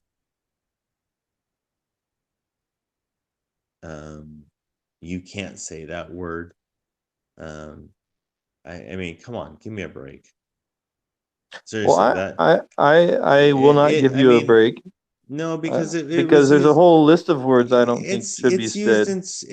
in, so many things. Even today, it's used in so many things. That's Even not a line of reasoning that it is, though. I justifies things. mean, This is the way it works in my worldview. You can that's you can painful. yeah, it's going to be painful. But remember, we already discussed this. I don't you and I disagree about the jokes. Even I said no, you can't make those jokes. But that's an old discussion. But in cultures, we're making noises with our vocal cords, and we assign meaning to those noises. So at some level, I would hope that anyone who carefully thinks about it understands it's all meaningless and just made up stuff. However, once we assign meaning to these words, then within a culture, certain words become the bad words. And it is my belief that we should pay attention to what our culture says is a bad word, and avoid those words, because they're a way of delineating between the so-called bad people and the good people. And you can say that's all dumb, but there is a set of words that are ugly words, and I'm not. they're used in ugly ways, and I don't think you should use them Well, because number. they've within the culture they've become quote bad words end quote. Well, number one, I don't use those words at certain times for very specific reasons. I brought that word up and I mentioned that word and I pronounced that word in this arena because I'm trying to make a point, but I don't go around just saying that, and I don't go around saying that Did for the very reason that you just said, and that is because it's not appropriate and it does offend people, and I respect that. I get that. yeah, And therefore fair I enough. don't go around saying it. But but but for the purpose of what we're doing, and because people have the ability to either listen to this or not listen to this, and they can agree or not agree with it, I can say that and I can say, hey, I think that word, and to be respectful, to make you okay or feel better about it, the N word, I'm very much more yeah, happy. the N word, The that F word, feels, the N yeah, word, the B word, the A yeah, all word, that stuff, yeah, the N word. the C Hey, you know word. what? I get that. I totally get that. I respect that. I do that. For me personally, I don't think it's appropriate to go around talking like that, but it doesn't matter. I mean, here's the point though. I mean, if if somebody's using it in an art form, and I happen to personally like hip hop and R&B music. I like it. I like Oh, it a I know lot. you like it. It just fits your personality. Yes, yes, I do. I do like it though. I like that kind of music. I find I it's pretty amazing in a lot of ways. There's some very talented people that make that music, and more specifically, if you like lyrics, you like content, um, and you like meaning behind songs, that category of music and artists, they do amazing work. But with that said, unfortunately, Jeff, for you, if I were to say, hey, I happen to like this, and would you please listen to this? Based on kind of your reaction to what I said, you'd be very offended by what was happening. And you're being offended, and it's like the person saying these things, or the people that you're trying to say don't say that about. But they're not offended by those things. And again, this isn't like something that I'm dreaming up. This is widely accepted and widely held. I mean, people use these terms that you don't like in artistic ways all over our culture, and it's widely accepted. And so for me to state the word, I mean, you feels uncomfortable, but it's stated constantly in many ways. Again, And that's not a line of reasoning that I know works even close. I understand what you're saying, I've but I've seen there's so many things happening in our culture right now, abundantly, that I would distance myself from, Yeah, well, I think including twerking. You know, the exact like core exact analogy would just be women referring to themselves as, the B word, right? Because when, and it could be Beautiful. done humorously, it could be Bodacious. done, yeah, as a joke. Yes, but I think thank you. likewise, just because we're not ignorant that that's used that way. I still wouldn't say that that's a good way to refer to women, even if it's by women themselves. So likewise with the racial Well, slurs.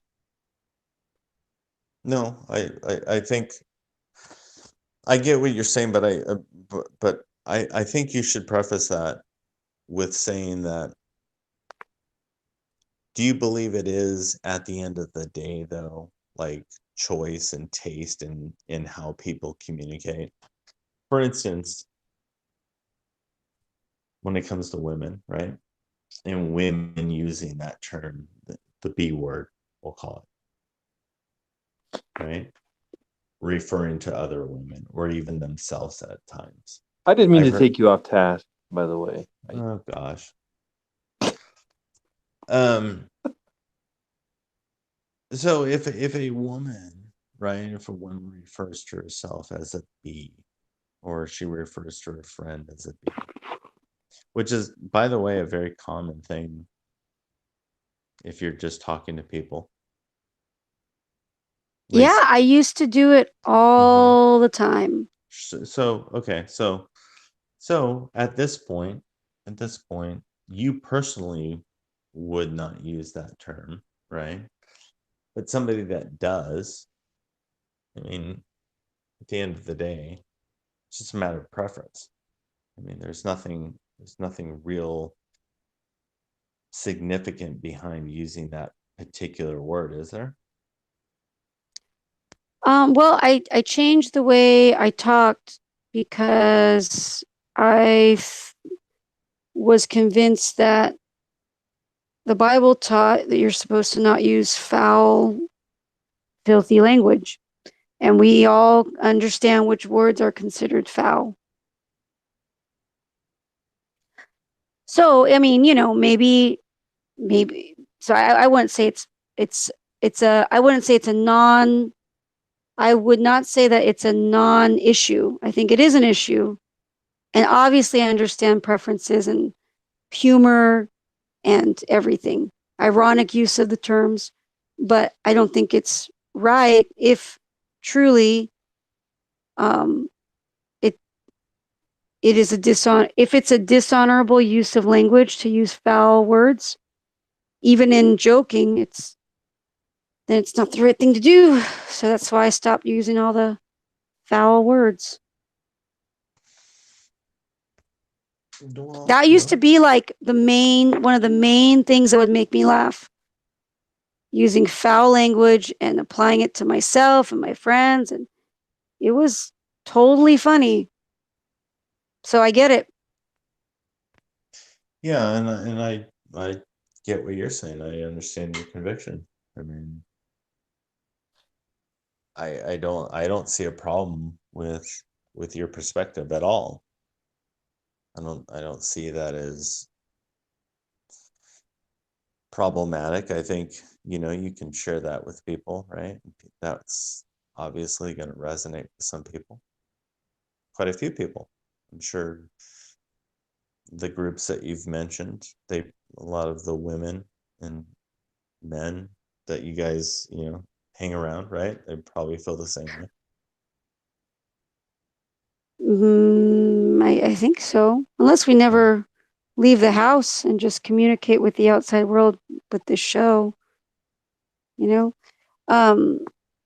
Yeah, I think Jeff got off task, although that is a good discussion. And we have all the time on this show to explore the whole universe of ideas. Right? That's why we're doing the show. But I think you had like a first trail that we were on. You were. I derailed, Ron. I'm. Yeah, well, that's not like.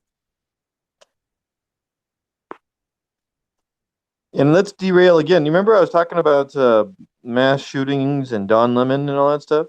Mm-hmm. Newsweek said this is from PolitiFact, so you can't accuse me of being biased because it's from PolitiFact. Newsweek said white men have committed more mass shootings than any other group, end quote. October 2nd, 2017, and they rated that as mostly true. And the reason I'm going to them is because they get into what I was talking about, which is while that's a true statement, it neglects to talk about the population of the United States, which is mostly white. So again, I hate these terms: white, black, brown, yellow, and red, and all these things. I think they're racist leftovers from whatever. I know you identify as a white man, Ron, but anyhow, what do you identify as? Yeah, please. What do you identify a poorly as? pigmented European. Oh, that was a mic drop by Dana. Well, Jeff, I mean, honestly, poorly pigmented European. Tell me, Jeff. Tell me, Jeff. I did, yeah. No, honestly, in the real world, are you really going out and telling people that you're poorly pigmented? Yes. Now, in particular, I remember Jeff.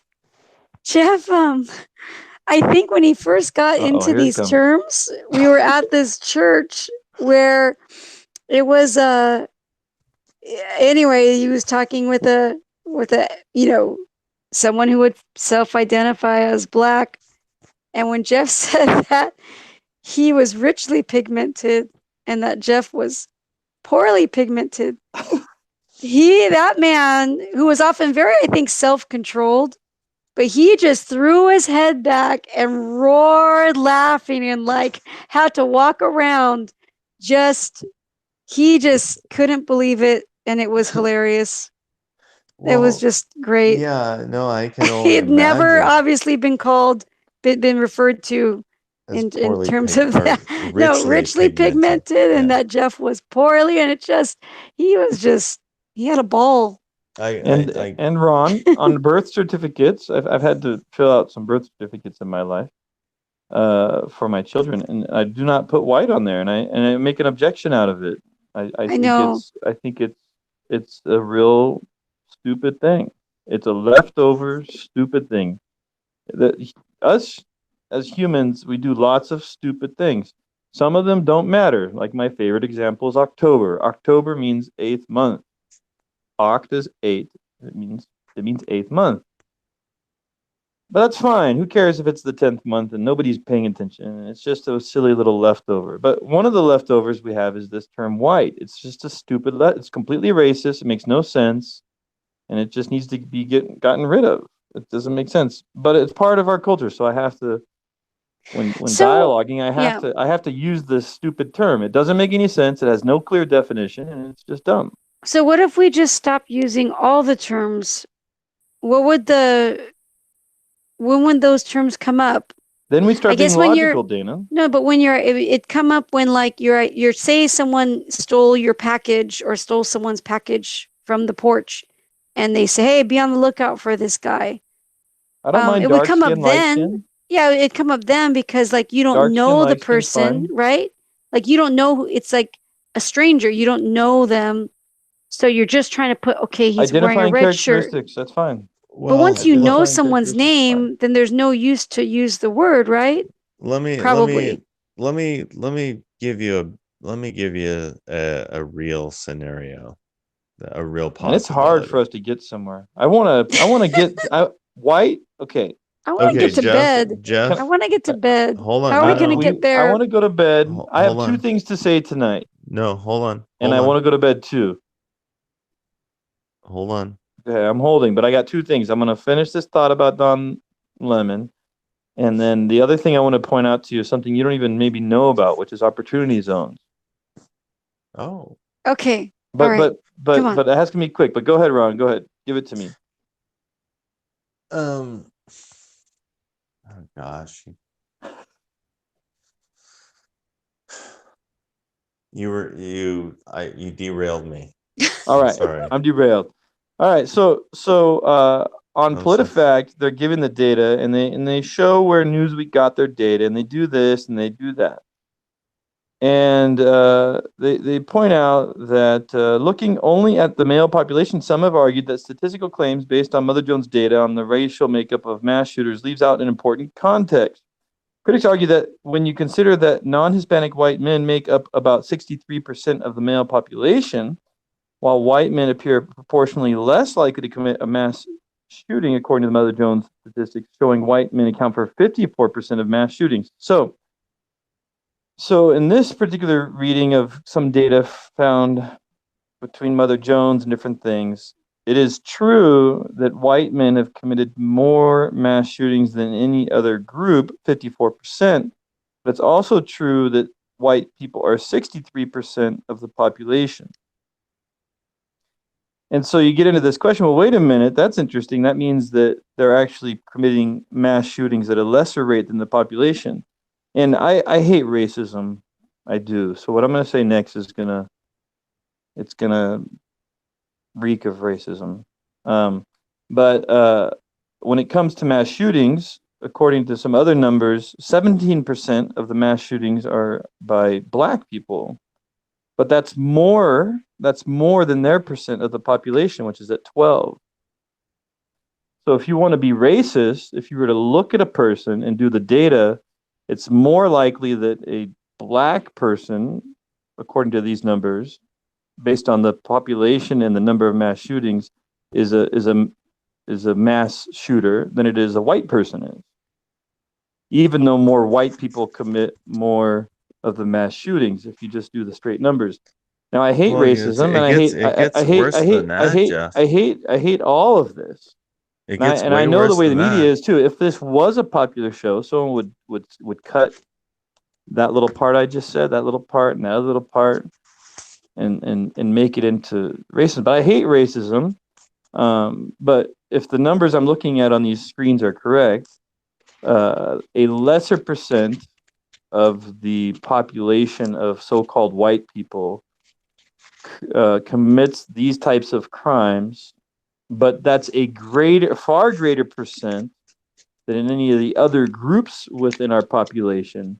And so in the media and on all the things you're going to see more people, and you're going to then you can certainly go with this narrative.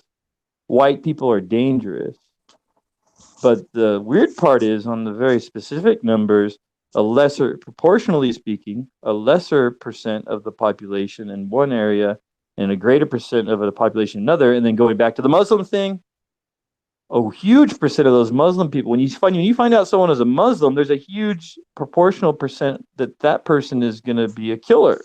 Well, it's per capita. You're just talking about per capita. So people play games with numbers, and I don't like racism, and I think you should treat each person as a unique individual. I think all of this is a very sad, mixed up thing, but it's a game of numbers, and it's an ugly game because sadly the numbers actually kind of spin the other way if someone wants to be a racist. And some people pay attention to these numbers, and then they start throwing them back in the face, and then they use it for racism, and it's sad. Well, but sometimes I've seen the meme floats around all the time. If you want to stop 95% of mass shootings, ban Democrats from having guns. And that's based on political affiliation and mass shooters, which I'd like to look into that a little bit more, but that's a whole nother show.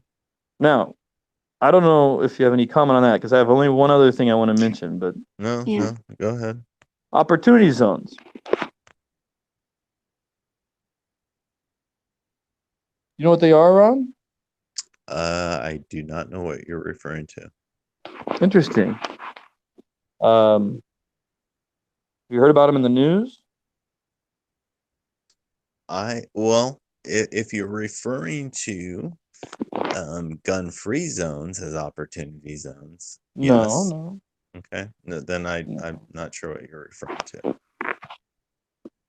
Okay. Well, if you search it, you won't find very many news articles about it. But Trump just signed something last week that was part of his tax plan, in which money is put aside to go towards identified high need areas of states by the governors of that state. So the governors of the states would work to identify high need areas that are called opportunity zones, and then businesses are given tax incentives for investing in those areas. And in particular, since I live in a city that's got some issues, there's not a lot of these places, but our main area, Holt and Gary, there is designated as an opportunity zone, which greatly encourages investment. And the idea is that if you can get business to pour some investment into these left out of investment communities by giving them tax incentives, you can bring opportunity and money and wealth into these places, which will transform communities. Yeah, that's correct. Well, didn't you hear about this thing that Trump's doing? I've heard some of that. I haven't heard it called opportunity zones. Well, that's what they're called. This should be. Do you think this might be big news? I think it's in the order of billion of the number in total. I think it's significant. I don't think it's Now, can we talk racism for a second? Yeah. Trump is, if you go to C-SPAN, you know, the big popular C-SPAN. Yeah. They broadcasted his meeting, and being racist for a second here, if you count the the amount of pigment in the room, there's a lot of pigment in that room. And even and the people that worked with him to create these things have dark skin. And the one of the people who praised Trump for the work he's doing is one of the creators of the BET news. I mean, a BET channel, Black Entertainment Television. Mm-hmm. Yeah. And I just find it so interesting that they want to paint him as this big racist. But when I look at the way he does things and the things that he does and his record and these different things, I just don't see him as this big racist. Well, I responded to our friend that likes to tag us in post, right? I responded to him with a link to a short clip of that video of the creator of that channel, Black Entertainment Television. Yeah, BET. Yeah, Black Entertainment Television. That's what they call it. And he's standing there with Trump, and he's basically saying, "Hey, thank you. You know, you've done some things that I think are significant for the Black community." Which,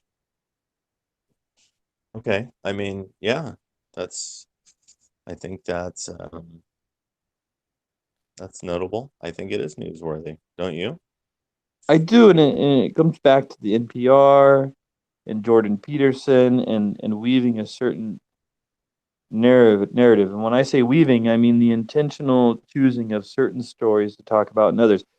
When you watch this C-SPAN thing, one of the things I noted that was very interesting was after he finished talking and another person finished talking and another person finished talking and all these people finished talking, the reporters immediately jumped in with their questions. And their questions were about that is it Comey Mueller. or I don't know, Mueller, and they're asking him questions about all that Russia stuff. And I thought, just so sad and interesting, right? I mean, here he is.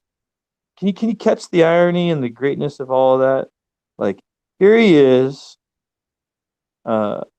doing something that's going to affect me. Literally, Ron, that's 1 mile from me. It's an area where the prostitutes are. It's a really scary area. Sick, gross area that the city's been, and as far as I can tell, trying to figure out what to do with for many years. Through his work and the Republicans' work, they've created a tax incentive program which might bring businesses to, here comes the key, these boarded up businesses, and there's no investment there because it's a horrible place. Now, Fuller Seminary is actually moving their place to the corner of Holt and Gary.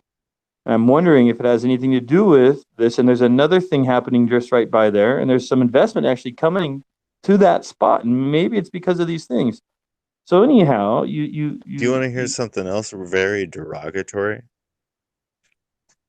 Do you know how many black and Mexican really good cooks there are out there that could bring like some awesome food to that area? I guess that's derogatory. I don't know what. Is that derogatory? There's Jeff's got an awesome Mexican cook right in his house. She just made some hamburgers tonight. Oh yeah. Olé. No, the magical uterus woman, the Mexican. Okay. Oh, so that's anyhow, another show. That's a whole nother show. Yeah, but I don't understand. I actually do not understand what you're talking about with why you're talking about food. But opportunity zone. Opportunity zone. I'm just pointing out the fact that, with this tax incentive or whatever it brings to the community, if you're going to spend money, if you're going to use tax dollars to do stuff, pour it into a community, put it into businesses, and more put in some good restaurants. More specifically, what I was referring to is there are many people in those communities, blacks, I know you don't like that term, and Mexicans, that are extremely good at cooking and making good food and creating a good culture, that can attract people and other businesses. And if they have the opportunity, they do amazing stuff. So I think. So you're saying I don't make good food because of the pigment in my skin? No, you don't make good food because you just don't make good food. Like you don't make any food. But like you make Joyland. Okay. But you make Joyland. Hey, no advertising. But the socialism. Soylent Green. The socialism discussion is also so real quick though. So here here the crazy part is I found out about this because somebody talked about it being a media blackout, and I got this link to this thing. So I hadn't heard anything about it from anywhere. And then I follow the link, and then I'm curious about it, and I watched the C-SPAN video of all things. C-SPAN. Geez, if anyone in this is, of all of our 140 listeners, C-SPAN. Anyways, it's not a very exciting way of. So the black entertainment television founder was on there, correct? Along with others and Trump. And when I'm listening to the policies, I'm like, this is really interesting. This is a combination of the Republican idea that the way to help people in need is to give them opportunity. Well, not a handout. That's they don't even hand out anything. They just don't tax them. They're not handing out. They're not going to tax them. It's another combination of a Republican idea. They're saying, look, taxes suck. So let's not give taxes. Let's give no taxes to businesses that start up in these areas.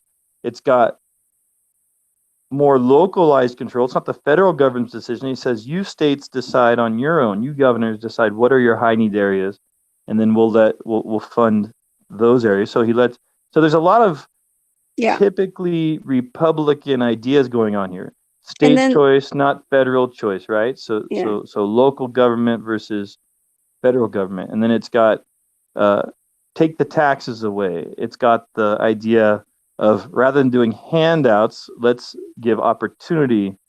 And so you can disagree with all those ideas, but it was really interesting.